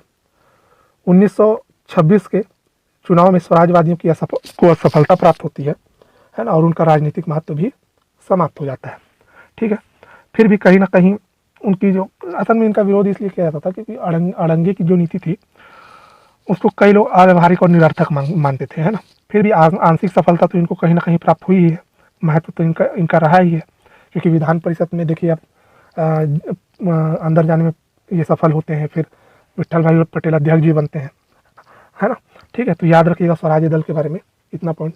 आगे बढ़ते हैं हम लोग। 1924 देखो, 1924 गांधी दास पैक्ट, है ना, चित्तरंजन दास और महात्मा गांधी के मध्य 1924 में एक समझौता हुआ जिसे गांधी दास पैक्ट कहा जाता है। फरवरी 1924 में गांधी जी जेल से रिहा हुए, मुंबई में चित्तरंजन दास और मोतीलाल नेहरू से मिले। नवंबर 1924 में गांधी जी, CR दास और मोतीलाल नेहरू के मध्य एक समझौता हुआ जिसे असहयोग जिसके अंतर्गत असहयोग अब राष्ट्रीय कार्यक्रम नहीं रहा, मतलब असहयोग राष्ट्रीय कार्यक्रम नहीं रहेगा। और अब स्वराजवादी क्या कर सकते थे, इसी समझौते के बाद हुआ था ना कि स्वराजवादी अब कहीं ना कहीं कांग्रेस का नेतृत्व कर सकते हैं, है ना। तो स्वराज पार्टी को यह अधिकार मिला कि अब वह कांग्रेस के अभिन्न अंग के रूप में विधानसभा के अंदर काम कर सकती थी, है ना। और इस समझौते की मुख्य बातों की पुष्टि 1924 के बेलगांव कर्नाटक अधिवेशन में गांधी जी ने की, और इसके अध्यक्ष भी कौन थे, गांधी जी। ठीक है, याद रखिएगा स्वराज दल के बारे में इतना और गांधी दास पैक्ट के बारे में, साथ ही जो भी घटनाएं चल रही हैं उनका क्रम भी आपको याद रखना है। अगला है बरसाड़ आंदोलन। अगला है बरसाड़ आंदोलन 1923 से 24। देखो कुछ नहीं है इसमें, ज़्यादा समझने लायक नहीं है, बस ये समझो कि सरकार के द्वारा लगाए गए कर के विरोध में यह आंदोलन हुआ। सरकार के द्वारा लगाए गए कर के विरोध में यह आंदोलन हुआ और इसका नेतृत्व वल्लभ भाई पटेल ने किया था। बरसाड़ आंदोलन में इतना ही याद रखना है। ठीक है, अगला है बायोकॉम सत्याग्रह। बायोकॉम सत्याग्रह 1924-25। 1924-25 गांधी जी के आंदोलन के मुख्य उद्देश्यों में से एक था अछूतोद्धारी कार्यक्रम। देखो हम लोग गांधी जी के आंदोलन की जन विशिष्टता देखे थे अभी, है ना। उसमें हमने देखा था ना कि हरिजन सेवा और अछूतों का उद्धार करना कार्यक्रम का इनका मुख्य हिस्सा रहा है। तो 1924 में बेलगांव अधिवेशन के पश्चात मार्च 1925 में त्रावणकोर के बायोकाम गांव में प्रसिद्ध महादेव मंदिर में गांधी जी ने अछूतोद्धार प्रवेश से संबंधित कार्य कराए। इसमें हरिजनों को प्रवेश कराया था मंदिर में इन्होंने। ठीक है, याद रखिएगा ये। अब हम लोग एक बड़े टॉपिक में चलते हैं, साइमन कमीशन 1927। चलिए अगला पॉइंट है हमारा साइमन कमीशन 1927। ठीक है, देखो 1919 के अधिनियम में 10 वर्ष पर इसकी समीक्षा का प्रावधान था, है ना। 10 वर्ष पर इसकी समीक्षा का प्रावधान था, किंतु 1929 में ब्रिटेन में आम चुनाव थे, जिसके कारण सरकार ने, ये डेट याद रखिएगा, 8 नवंबर 1927 को ही साइमन कमीशन की स्थापना कर दी। कमीशन में सभी सदस्यों का यूरोपीय होना इसके विरोध का प्रमुख कारण था। एक भी सदस्य भारतीय नहीं था, जिसके कारण इसका एक भयंकर विरोध हुआ, है ना, जिसमें ब्रिटिश सांसद के 7 सदस्य सम्मिलित थे। इसके अध्यक्ष थे जॉन साइमन। इसके सदस्यों का नाम जानने का आवश्यकता नहीं है, हालांकि बता सकता हूं लेकिन जरूरी नहीं है ना। ठीक है, अध्यक्ष बस याद रखिएगा। अब देखो कांग्रेस का मद्रास अधिवेशन हुआ 1927 में, इसकी अध्यक्षता डॉक्टर अंसारी ने की, और इसमें यह निर्णय लिया गया कि हर कदम और हर रूप में इस कमीशन का बहिष्कार किया जाएगा। हर कदम में और हर रूप में इस कमीशन का बहिष्कार किया जाएगा। मद्रास अधिवेशन 1927, डॉक्टर अंसारी की अध्यक्षता, याद रखिएगा ना, हर कदम और हर रूप में बहिष्कार। हिंदू महासभा और मुस्लिम लीग ने भी कांग्रेस के फैसले का समर्थन किया, है ना, किंतु मुस्लिम लीग का एक गुट था, मोहम्मद सफ़ी गुट, ये साइमन कमीशन को सहयोग देना चाहता था, जिसके कारण ये अलग हो गया मुस्लिम लीग से। ठीक है, अब देखो 3 फरवरी, अब देखो भारत कब आया ना, 1927 में गठन हुआ, लेकिन भारत याद रखिएगा वो 3 फरवरी 1928 को आया था साइमन कमीशन। 3 फरवरी 1928 को कमीशन मुंबई बंदरगाह पहुंचा। यहाँ इसका स्वागत देशव्यापी हड़ताल से हुआ, काले झंडे दिखाए गए, साइमन गो बैक के नारे लगाए गए, साइमन वापस जाओ के नारे लगाए गए, साइमन गो बैक, है ना। केंद्रीय विधानसभा ने भी इनके स्वागत से मना कर दिया। कमीशन इसके बाद मुंबई पहुंचा, मुंबई के बाद लाहौर पहुंचा, है ना। लाहौर पहुंचा तो लाला लाजपत राय के नेतृत्व में प्रदर्शन किया गया, है ना। और प्रदर्शन के दौरान सैंडर्स, एक पुलिस वाला था सैंडर्स, उसकी लाठी से बहुत बुरा प्रहार किया गया लाला लाजपत राय के सिर पर, और उनकी मृत्यु हो गई, है ना, मृत्यु हो गई। और इसी समय उन्होंने ये कहा था कि मेरे ऊपर जो लाठी का प्रहार किया गया है वो ये एक दिन ब्रिटिश साम्राज्य के ताबूत की आखिरी कील साबित होगी। ये कथन था लाला लाजपत राय का। ठीक है, लखनऊ में भी भयंकर विरोध किया गया कमीशन का, और जवाहरलाल नेहरू और गोविंद वल्लभ पंत ने इसका विरोध किया। पुलिस ने इन पर भी लाठी बरसाई, है ना। डॉक्टर BR अम्बेडकर के बारे में याद रखिएगा, साइमन कमीशन के साथ सहयोग करने के लिए एक कमेटी बनाई गई थी, उसके सदस्य थे डॉक्टर BR अम्बेडकर। इस साइमन कमीशन के बारे में कुछ पॉइंट है। साइमन कमीशन 2 बार भारत आया। देखो कब कब आया, पहली बार आया फरवरी 1928 में, लेकिन 31 मार्च 1928 को वापस चल दिया, है ना। दूसरी बार अक्टूबर 1928 में फिर आया, लेकिन 13 अप्रैल 1929 को वापस इंग्लैंड चल दिया। याद रखिएगा, 13 अप्रैल 1929 को वापस इंग्लैंड चल दिया। 27 मई 1930 को साइमन कमीशन ने अपनी रिपोर्ट प्रकाशित की, जिसके अगर आप प्रावधान जानना चाहें तो बता देता हूँ कुछ कुछ। जैसे देखो क्या क्या थी इसकी सिफारिशें। एक तो द्वैत शासन की समाप्ति, है ना। 1919 का जो अधिनियम आया था उसमें प्रांतों में द्वैत शासन प्रारंभ किया गया था, इसकी समाप्ति। प्रांतीय स्वायत्तता की स्थापना, अखिल भारतीय संघ का निर्माण, केंद्र में अनुत्तरदायी शासन, विरोध का यही कारण था ना, केंद्र में अनुत्तरदायी शासन। मताधिकार का विस्तार, विधान परिषदों का विस्तार, सांप्रदायिक निर्वाचन प्रणाली जारी रहेगी, प्रत्यक्ष निर्वाचन के जरिए कराया जाएगा, है ना। बर्मा को भारत से और सिंध को बंबई से पृथक कर दिया जाएगा, सेना का भारतीयकरण किया जाएगा, वायसराय एवं गवर्नर के अधिकारों को बढ़ाने का भी सुझाव इसने दिया था, है ना। तो देखो कहीं भी औपनिवेशिक स्वशासन का उल्लेख नहीं था, केंद्र में अनुत्तरदायी शासन की बात हो गई, है ना। गवर्नर की वीटो शक्ति को और बढ़ाया जाएगा कहा गया, तो कहीं ना कहीं निरर्थक हो गया ये साइमन कमीशन की जो भी सिफारिश थी, है ना। ठीक है, अब देखो क्या हुआ साइमन। अब आगे बढ़ते हैं हम लोग, अब देखते हैं हम लोग सर्वदलीय सम्मेलन और नेहरू रिपोर्ट 1928। देखो साइमन कमीशन की असफलता के बाद देश के जितने भी दल थे वो एकमत हो गए और उन्होंने निर्णय लिया कि देश का एक संविधान तैयार किया जाए, है ना। तो होता क्या है कि उस समय भारत सचिव थे लॉर्ड बर्किन हेड। नाम क्या था भारत सचिव का? Lord Birkenhead. उन्होंने भारतीयों को यह चुनौती दी कि आप में अगर हिम्मत है तो संविधान बना के दिखाइए। तो इसी वजह से कांग्रेस ने इस चुनौती को स्वीकार किया और एक सर्वदलीय सम्मेलन बुलाया, है ना। तो पहला सर्वदलीय सम्मेलन बुलाया गया था दिल्ली में मार्च 1928 में, है ना। और इसमें यह घोषणा की गई सभी दलों के द्वारा कि किसी भी हालत में हम समझौता नहीं करेंगे ब्रिटिश सरकार से, और जब तक वो अधिराज्य बनाने का वादा नहीं कर देता तब तक हम इसका विरोध करते रहेंगे, संघर्ष करते रहेंगे। इसी तरह तीसरा सम्मेलन जो है ना, ये तीसरा सर्वदलीय सम्मेलन जो होता है ये बम्बई में होता है, ठीक है, बम्बई में, जिसके अध्यक्ष होते हैं डॉक्टर M.A. अंसारी। ये पूछा भी है, शायद PSC में ही पूछा हुआ क्वेश्चन है, ठीक है। बम्बई में सर्वदलीय सम्मेलन होता है 1928 में। तो तीसरा सर्वदलीय सम्मेलन जिसके अध्यक्ष डॉक्टर M.A. अंसारी थे। इस सम्मेलन में मोतीलाल नेहरू की अध्यक्षता में एक कमेटी नियुक्त की गई और इसे भारत के संविधान का मसौदा मतलब होता है प्रारूप तैयार करने का काम सौंपा गया। इसके सदस्य कौन कौन थे? देखो अली इमाम, शोएब कुरैशी, तेज बहादुर सप्रू, अली इमाम, शोएब कुरैशी, तेज बहादुर सप्रू, सुभाष चंद्र बोस, सरदार मंगल सिंह और NM जोशी, MS अड़े, MR जयकर। ठीक है, 9 सदस्यीय कमेटी थी ये, है ना। और इसी को बोल दिया गया क्या, यही जो कमेटी थी जो रिपोर्ट प्रस्तुत की वो कहलाया नेहरू रिपोर्ट, है ना, जिसका आधार था औपनिवेशिक स्वराज्य। याद रखिएगा नेहरू रिपोर्ट का आधार क्या था? औपनिवेशिक स्वराज्य। और भी बहुत सारी चीज़ें थी, है ना, और भी बहुत सारी चीज़ें थी, उसके बारे में भी चर्चा करेंगे, है ना। देखिए तो देख ही लेते हैं, चलिए नेहरू रिपोर्ट में क्या क्या था।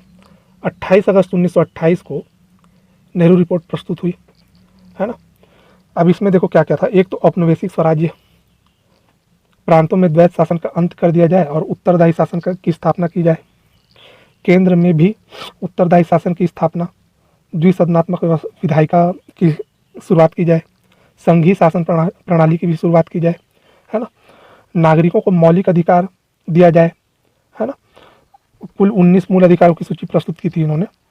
सांप्रदायिक निर्वाचन समाप्त किया जाए, वयस्क मताधिकार की मांग की इन्होंने। अल्पसंख्यकों को जनसंख्या के आधार पर आरक्षण का सुझाव, संघीय सर्वोच्च न्यायालय की स्थापना होनी चाहिए, धर्मनिरपेक्ष राज्य, भारतीय सेना व लोक सेवाएं भारतीय संसद के अधीन, वो कुछ इस प्रकार की इनकी सिफारिशें थी, है ना। आरक्षण के मुद्दे पे जैसे था ना अल्पसंख्यकों को आरक्षण, तो हिंदू महासभा ने आरक्षण का विरोध किया।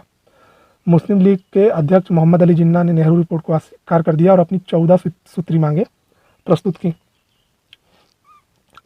युवा नेता थे जवाहरलाल नेहरू, सुभाष चंद्र बोस डोमिनियन स्टेट से संतुष्ट नहीं थे। ये पूर्ण स्वाधीनता चाहते थे, तो ये भी असंतुष्ट थे। अब देखो कांग्रेस ने इस रिपोर्ट को स्वीकार कर लिया और उन्होंने 1928 से कोलकाता अधिवेशन में सरकार से इस रिपोर्ट को लागू करने की मांग करते हुए कहा कि यदि एक वर्ष में इसे लागू नहीं किया गया तो 1929 से पूर्ण स्वराज कांग्रेस का लक्ष्य होगा। पूर्ण स्वराज कांग्रेस का लक्ष्य होगा। कोलकाता अधिवेशन 1928 में बोला ये चीज, ठीक है। युवा नेता जवाहरलाल नेहरू, सुभाष चंद्र बोस ने 1928 में ऑल इंडिया इंडिपेंडेंस लीग की स्थापना की, जिसका उद्देश्य पूर्ण स्वाधीनता प्राप्त करना था, ठीक है। इसके बाद देखिए बारदोली सत्याग्रह 1928,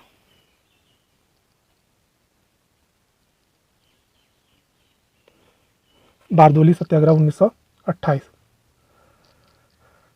1928 में गुजरात के बारदोली में सरकार द्वारा लगाए गए कर के विरोध में वल्लभ भाई पटेल के नेतृत्व में एक सत्याग्रह किया गया। देखो बारदोली प्रस्ताव नहीं है ना, सत्याग्रह याद रखना, 1928 में सरदार वल्लभ भाई पटेल के नेतृत्व में। इस आंदोलन की सफलता के पश्चात बारदोली की महिलाओं ने सरदार वल्लभ भाई पटेल को सरदार की उपाधि दी गई। तो सरदार की उपाधि किसने दी वल्लभ भाई पटेल को? तो बारदोली की महिलाओं ने, याद रखना, है ना। कर के विरोध में हुआ था यह आंदोलन 1928 में। अब देखो जिन्ना ने 14 सूत्री मांगे रखी थी, है ना। अब इसमें क्या था देखो, 1929 में नेहरू रिपोर्ट के विरोध में मोहम्मद अली जिन्ना ने अपनी 14 सूत्री मांगे रखी। इसमें प्रमुख बातें थी संघात्मक शासन का स्वरूप कैसा हो, संघात्मक, यानी प्रांतीय स्वायत्ता के साथ साथ संघीय राज्य, केंद्र को भी बड़ा अधिकार मिले, राज्य को भी मिले, ठीक है। केंद्रीय विधायिका में न्यूनतम 1/3 मुस्लिम प्रतिनिधित्व होना चाहिए। सांप्रदायिक निर्वाचन एवं राज्य की सभी सेवाओं में मुसलमानों का आरक्षण, ठीक है। ये सब जिन्ना की मांग थी, लेकिन निरर्थक था एक तरह से, क्योंकि मिलजुल के करना चाहिए था, है ना। लेकिन कहीं ना कहीं एक राग अलापने के चक्कर में सफल नहीं हो पाए, ना नेहरू रिपोर्ट सफल हो पाया, ना जिन्ना की मांगे सफल हो पाई। अब देखो क्या हुआ, 1929 में इस्लामाबाद में प्रथम अखिल भारतीय राष्ट्रीय मुस्लिम सम्मेलन का आयोजन किया गया, जिसके अध्यक्ष थे अबुल कलाम आज़ाद।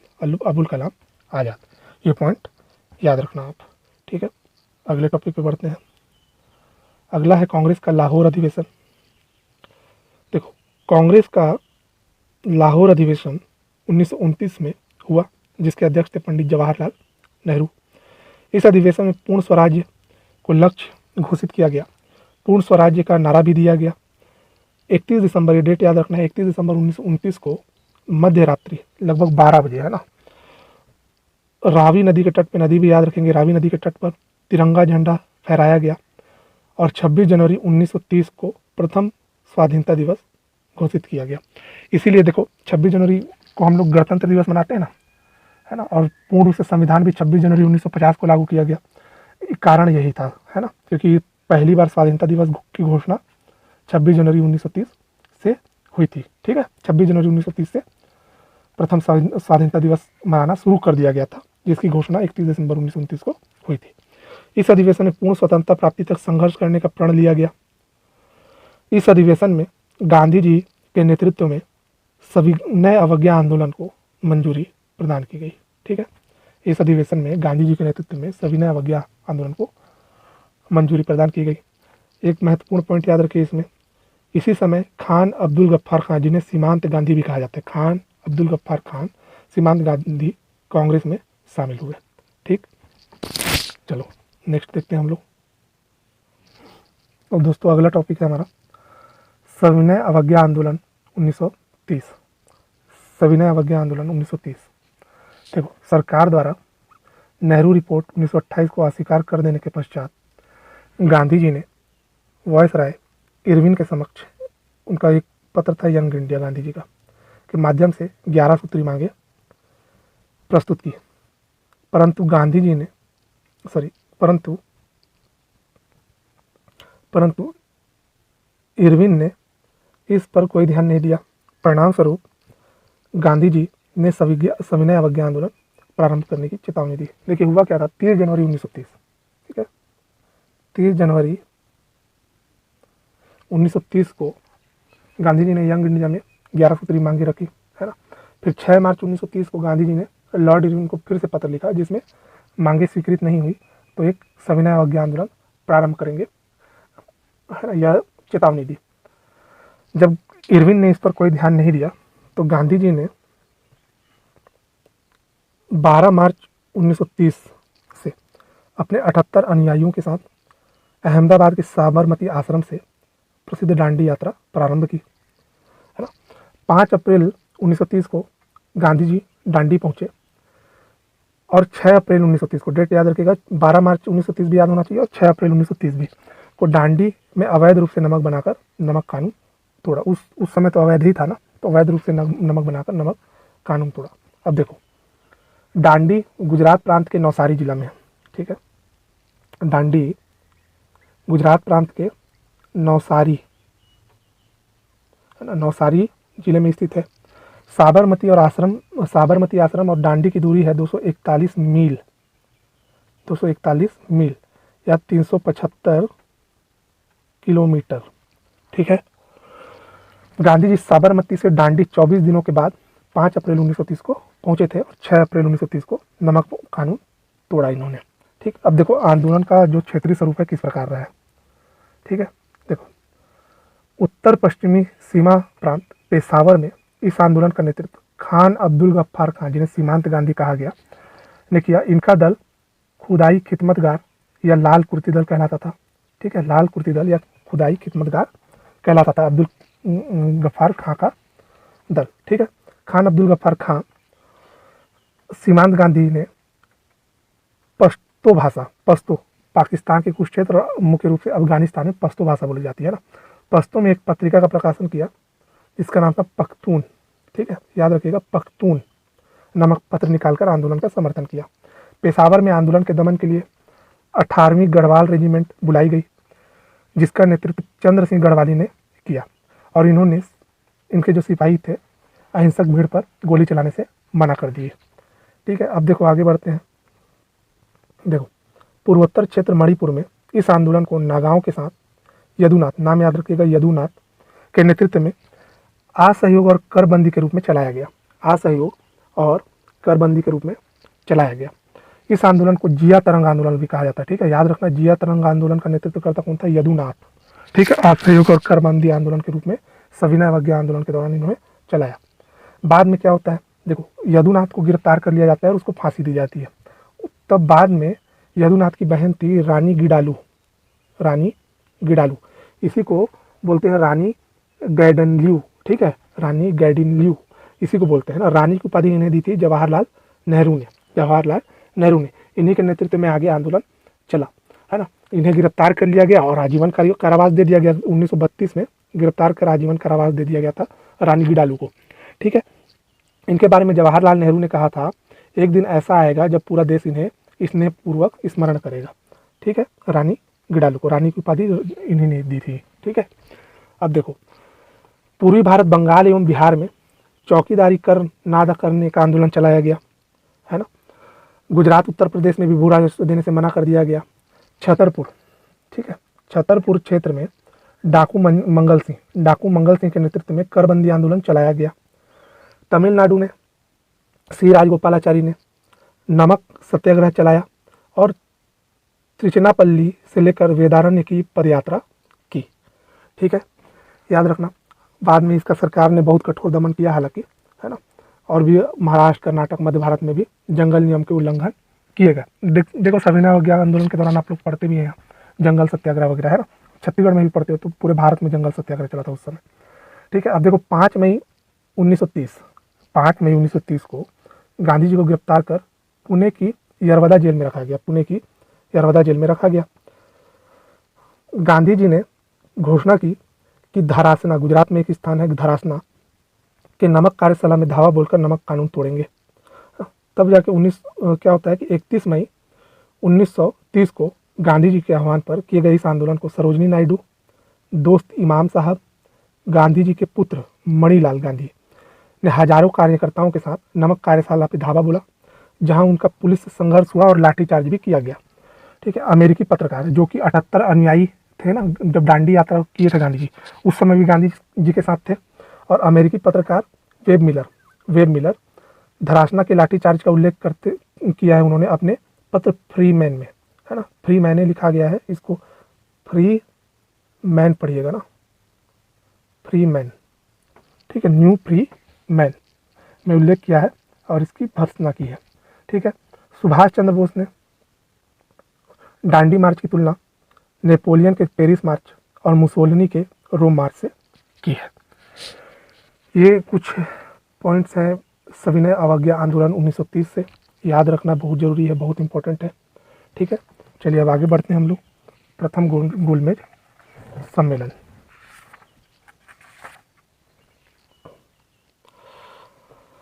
देखो, प्रथम गोलमेज सम्मेलन 1930 से 31, यह सम्मेलन 12 नवंबर 1930 से 19 जनवरी 1931 तक चला। यह सम्मेलन सेंट जेम्स पैलेस लंदन में आयोजित हुआ। सेंट जेम्स पैलेस लंदन में आयोजित हुआ। इसका उद्घाटन ब्रिटिश सम्राट जॉर्ज पंचम ने किया। इस समय ब्रिटेन के प्रधानमंत्री सर रैमजे मैकडोनाल्ड थे, जो कि इस सम्मेलन के अध्यक्ष भी थे। इस सम्मेलन में कुल 89 प्रतिनिधियों में भाग लिया। कांग्रेस का कोई भी सदस्य इस सम्मेलन में उपस्थित नहीं हुआ। ठीक है, नहीं हुआ, कोई भी कांग्रेस का कोई भी उपस्थित नहीं था, याद रखिएगा, बहिष्कार कर दिया था कांग्रेस ने। ठीक है, उद्देश्य कुछ नहीं था इसका, उद्देश्य यही था कि जो साइमन कमीशन की रिपोर्ट है उस पर विचार करना। ठीक है, अब देखो उदारवादी दल से कौन कौन शामिल हुए, तो तेज बहादुर सप्रू, सीवाई चिंतामणि, तेज बहादुर सप्रू, सीवाई चिंतामणि।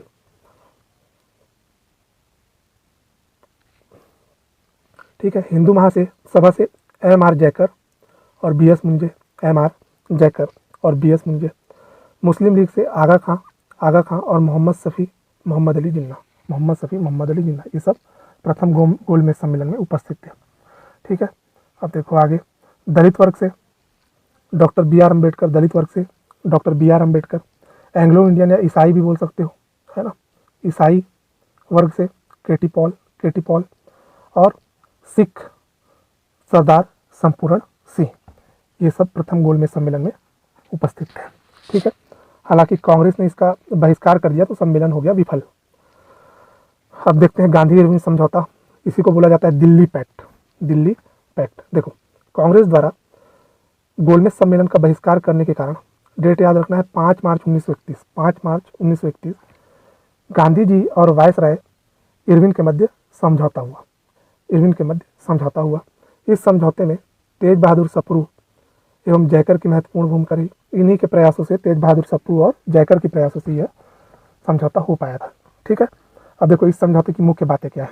देखो, गांधी जी सविनय अवज्ञा आंदोलन स्थगित करेंगे, कांग्रेस द्वितीय गोलमेज सम्मेलन में भाग लेगी, राजनीतिक बंदियों को रिहा किया जाएगा, लेकिन जो अहिंसक होंगे उनको।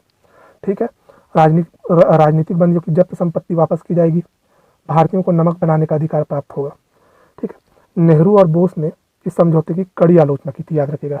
जवाहरलाल नेहरू और सुभाष चंद्र बोस ने इस समझौते की कड़ी आलोचना की थी।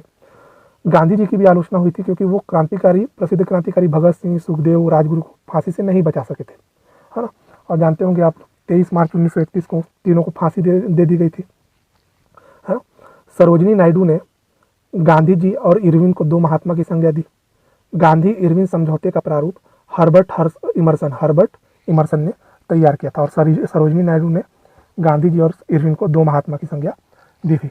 देखिए इसका महत्व क्या है, अगर आप देखेंगे ना गांधी इरविन समझौते का, तो आपको समझ आएगा कि कहीं ना कहीं एक टेबल पे कांग्रेस और ब्रिटिश सरकार बराबर की पोजीशन पे आ गए थे। ठीक है, याद रखिएगा। अब देखो आगे बढ़ते हैं हम लोग। अगला है हमारा कांग्रेस का कराची अधिवेशन 1931। देखो, कांग्रेस का कराची अधिवेशन 1931 में कांग्रेस का कराची अधिवेशन सरदार वल्लभ भाई पटेल की अध्यक्षता में हुआ। इस अधिवेशन में पहली बार कांग्रेस ने मौलिक अधिकारों से संबंधित प्रस्ताव पारित किए। याद रखिएगा, नेहरू रिपोर्ट में मौलिक अधिकारों से संबंधित कुछ प्रावधान थे, लेकिन वो तो असफल हो गया एक तरह से, है ना, क्योंकि माना ही नहीं गया उसको। लेकिन मौलिक अधिकारों से संबंधित प्रस्ताव कब पारित किए गए, पूछा हुआ क्वेश्चन भी है। कांग्रेस का कराची अधिवेशन 1931 में, याद रखिएगा ना, जिसका प्रारूप तैयार किया गया था जवाहरलाल नेहरू के द्वारा। इरविन के साथ समझौता किया था गांधी जी ने, इसीलिए दिल्ली पैक्ट के कारण गांधी जी को काले झंडे भी दिखाए गए थे यहाँ पे। ठीक है, अगला बढ़ते हैं हम लोग द्वितीय गोलमेज सम्मेलन। देखो, द्वितीय गोलमेज सम्मेलन 1931 7 सितंबर 1931 से 1 दिसंबर 1931 तक लंदन में आयोजित हुआ। द्वितीय गोलमेज सम्मेलन गांधी जी एस राजपूताना नामक जहाज से लंदन पहुंचे और किंग्सले हॉल में ठहरे। देखो, गांधी इरविन समझौता का एक मुख्य पक्ष क्या था कि सविनय अवज्ञा आंदोलन स्थगित करेंगे गांधी जी, और कांग्रेस गोलमेज सम्मेलन में भाग लेगी। ठीक है, तो द्वितीय गोलमेज सम्मेलन में कांग्रेस ने भाग लिया था, याद रखिएगा, प्रथम में भाग नहीं लिया था। ठीक, गांधी जी किस जहाज से गए तो एस राजपूताना नामक जहाज से लंदन पहुंचे और किंग्सले हॉल में ठहरे थे। इस समय देखो, भारत के जो वॉयसराय थे वो थे विलिंगडन, और भारत के गृह सचिव थे सैमुअल हॉक। प्रारंभ में इरविन, ना याद रखना, जब जा रहे थे गांधी जी तो इरविन, गोलमेज सम्मेलन में जब गए तो इरविन, बाद में कौन बन गया, वायसराय विलिंगडन। ठीक है, इस सम्मेलन में गांधी जी के आग्रह पे मदन मोहन मालवीय और सरोजिनी नायडू भी शामिल हुए थे। हालांकि इनको बुलाया नहीं गया था गोलमेज सम्मेलन में ना, मदन मोहन मालवीय और सरोजिनी नायडू को गांधी जी की तरफ से, लेकिन ये गए थे गांधी जी के आग्रह करने पर। ठीक है, इस सम्मेलन में एनी बेसेंट ने भारतीय महिलाओं का प्रतिनिधित्व किया। याद रखिएगा। उदारवादी दल से तेज बहादुर सप्रू, मुस्लिम लीग से मोहम्मद अली जिन्ना तथा दलित नेता डॉक्टर BR अम्बेडकर भी इस सम्मेलन में सम्मिलित हुए। देखो, होता क्या है, सांप्रदायिक बातों के कारण ये भी विफल हो जाता है ना, और गांधी जी वापस आ जाते हैं। गांधी जी सम्मेलन के असफलता के बाद जब आते हैं वापस, तो लोगों को संबोधित करते हुए कहते हैं, मैं खाली हाथ लौटा हूं, परंतु अपने देश की इज्जत का मैंने बट्टा नहीं लगने दिया। याद रखिएगा ये कथन। चर्चिल ने कहा, ब्रिटिश सरकार अर्धनग्न फकीर की कृपा पर निर्भर है। गांधी जी को कहा इन्होंने। ठीक है, सुभाष चंद्र बोस ने कहा, महात्मा जी एक राजनीतिज्ञ के रूप में असफल रहे। इतना पॉइंट आपको याद रखना है द्वितीय गोलमेज सम्मेलन के बारे में। ठीक है, आगे बढ़ते हैं हम लोग। अब द्वितीय गोलमेज सम्मेलन की असफलता के बाद गांधी जी ने द्वितीय सविनय अवज्ञा आंदोलन 1932 प्रारंभ कर दिया। ठीक है, अब क्या होता है इसमें कि पुनः सविनय अवज्ञा आंदोलन प्रारंभ होता है। आंदोलन को शुरू करने के आरोप में गांधी जी को यरवदा जेल में बंद कर दिया जाता है ना। बाद में 1933 में यह आंदोलन स्थगित कर दिया जाता है और 1934 में समाप्त। याद रखिएगा, स्थगित होता है 1933 में और समाप्त होता है 1934 में। ठीक है, स्थगित कहने का मतलब है कि फिर से उसको कंटिन्यू कर सकते थे, लेकिन इसको समाप्त कर दिया गया। कहने का मतलब क्या है कि शुरू नहीं होगा फिर से। ठीक है, अब देखते हैं हम लोग सांप्रदायिक पंचाट या इसी को बोलते हैं कम्युनल अवार्ड, या इसी को बोलते हैं मैकडोनल्ड अवार्ड, है ना, पंचाट। ठीक है, सांप्रदायिक पंचाट 1932। देखो, 16 अगस्त 1932 को ब्रिटिश प्रधानमंत्री रैमजे मैकडोनाल्ड ने सांप्रदायिक पंचाट की घोषणा की। 16 अगस्त 1932 को। इस निर्णय के तहत अल्पसंख्यक समुदायों को प्रांतीय विधानमंडलों में पृथक निर्वाचक मंडल की व्यवस्था की गई। और भी बहुत सारी चीज़ें थी, जैसे देखो, अल्पसंख्यक जैसे कि के अंतर्गत देखो, पहले मुसलमानों, सिखों, है ना, दलित, पिछड़ी जातियाँ, भारतीय ईसाई, एंग्लो इंडियन, यूरोपीय व्यापारी, औद्योगिक वर्गों को रखा गया। ठीक है, और दलितों के लिए क्या कर दिया गया, पृथक से फिर कर दिया गया, मतलब हिंदुओं को भी तोड़ने का प्रयास किया गया। ठीक है, हिंदुओं को भी फिर से अलग मानकर, दलितों को हिंदुओं से अलग मानकर फिर से तोड़ने का प्रयास किया गया। इसका उद्देश्य सांप्रदायिक फूट को बढ़ावा देकर राष्ट्रीय आंदोलन को कमजोर करना था। क्योंकि देखिए, उस समय राष्ट्रीय आंदोलन उफान पे था अपने, है ना, मतलब दिन प्रतिदिन आंदोलन हो रहे थे, कोई ना कोई आंदोलन कर ही रहा था, है ना। कांग्रेस की बहुत भूमिका रही थी इसमें। तो कहीं ना कहीं सांप्रदायिक फूट डालकर राष्ट्रीय आंदोलन को तोड़ने का प्रयास था। सांप्रदायिक अवार्ड के तहत विधानमंडलों में दलित वर्ग के लिए 71 सीटें आरक्षित की गई थी। 71 सीटें। ठीक है, इस समय गांधी जी यरवदा जेल में थे, जैसे मैंने बताया ना, द्वितीय सविनय अवज्ञा आंदोलन शुरू करने के आरोप में जेल में डाल दिया गया था उनको। तो गांधी जी यरवदा जेल पुणे में थे। 20 सितंबर 1932 को सांप्रदायिक निर्णय के विरुद्ध उन्होंने अपना पहला आमरण अनशन प्रारंभ कर दिया। याद रखना, पहला आमरण अनशन प्रारंभ कर दिया। ठीक, देखिए दोस्तों, जो भी डेट वगैरह है ना, इतिहास में डेट वगैरह ज़्यादा है, लेकिन जो डेट मैं बोल रहा हूँ ना, जो महत्वपूर्ण है ना, उसको तो कम से कम याद करने का कोशिश कीजिए। और एक दिमाग में रखिए कि कब कौन सी घटना कब हुई है, तो अंदाज़ा लग जाता है ऑब्जेक्टिव में। ठीक है, तो ये सांप्रदायिक पंचाट के बारे में था। अब अगला देखते हैं हम लोग। अगला है पूना पैक्ट। ठीक है, पूना पैक्ट 1932। देखो 20 सितंबर में बताया ना, सांप्रदायिक निर्णय के विरोध में गांधी जी ने 20 सितंबर 1932 को आमरण अनशन शुरू कर दिया। तो मदन मोहन मालवीय और डॉक्टर राजेंद्र प्रसाद, सी राजगोपालाचारी, पुरुषोत्तम दास टंडन आदि के प्रयासों से 26 सितंबर 1932 को गांधी जी और अंबेडकर के मध्य समझौता हुआ, जिसे पूना पैक्ट या गांधी अंबेडकर पैक्ट कहा जाता है। ठीक है, इस समझौते के अनुसार दलितों के लिए पृथक निर्वाचक मंडल समाप्त कर दिया गया और प्रांतों में दलितों के लिए सुरक्षित सीटों की संख्या 71 से बढ़ा के कितनी कर दी गई, 148। केंद्रीय विधायिका में भी दलितों के लिए 18 स्थान आरक्षित किए गए। और भी कुछ कुछ चीज़ था, जैसे हरिजनों को सामान्य क्षेत्रों में भी मत का अधिकार दे दिया गया है ना। और उक्त व्यवस्था 10 वर्ष तक जारी रखा जाएगा बोला गया, और फिर इस पर पुनर्विचार किया जाएगा। तो ये था पूना पैक्ट। किसके किसके बीच हुआ था याद रखिए, गांधी और अंबेडकर के बीच। ठीक है, और कौन सहयोग दिया था इसमें, तो मदन मोहन मालवीय, डॉक्टर राजेंद्र प्रसाद, सी राजगोपालाचारी, पुरुषोत्तम दास टंडन। ठीक, अगला है तृतीय गोलमेज सम्मेलन। तृतीय गोलमेज सम्मेलन देखो 1932 में 17 नवंबर 1932 से 24 दिसंबर 1932 तक लंदन में भारत सचिव सैमुअल हॉक ने तृतीय गोलमेज सम्मेलन का आयोजन किया। इस सम्मेलन में डॉक्टर बी.आर. अम्बेडकर और तेज बहादुर सप्रू प्रस्तुत हुए। याद रखिएगा, बी.आर. अम्बेडकर और तेज बहादुर सप्रू पहले, दूसरे और तीसरे तीनों गोलमेज सम्मेलन में शामिल थे। ठीक है, मुस्लिम लीग कांग्रेस ने इसका बहिष्कार कर दिया। ठीक, भारत सरकार अधिनियम 1935 को इसमें अंतिम रूप दिया गया, तृतीय गोलमेज सम्मेलन के तहत दिया गया था। ठीक है, अगला पॉइंट है श्वेत पत्र। देखो तीनों गोलमेज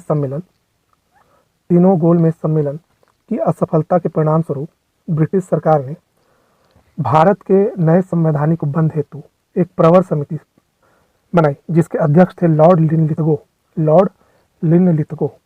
इसी समिति की अनुशंसा पे श्वेत पत्र जारी किया गया था, और रिपोर्ट जो जारी हुई वही जो है 1935 के भारत शासन अधिनियम का आधार बना और पारित भी हुआ। ठीक है, तो ये श्वेत पत्र के बारे में याद रखिएगा, है ना। एक प्रवर समिति बनाई गई थी ब्रिटिश सरकार के द्वारा संवैधानिक उपबंधों को तैयार करने हेतु, जिसके अध्यक्ष थे लॉर्ड लिनलिथगो, और 1935 का भारत शासन अधिनियम इसी के तहत पारित किया गया। आज का देखो लास्ट टॉपिक है कांग्रेस समाजवादी पार्टी या अखिल भारतीय कांग्रेस समाजवादी पार्टी 1934। ठीक है, देखिए लोक नायक जयप्रकाश नारायण, उनकी उपाधि है लोक नायक। ठीक है, जयप्रकाश नारायण और आचार्य नरेंद्र देव ने 1934 में मुंबई में कांग्रेस समाजवादी पार्टी की स्थापना की। इसके अन्य सदस्य मीनू मसानी, अच्युत पटवर्धन थे। इस दल के अध्यक्ष थे आचार्य नरेंद्र देव। ठीक है, याद रखिएगा, संस्थापक अगर पूछे कांग्रेस समाजवादी पार्टी का तो उत्तर लीजिएगा लोक नायक जयप्रकाश नारायण, अध्यक्ष पूछे तो आचार्य नरेंद्र देव। ठीक है, सदस्य मीनू मसानी, अच्युत पटवर्धन। तो इस प्रकार से दोस्तों गांधी युग का एक पार्ट कंप्लीट होता है।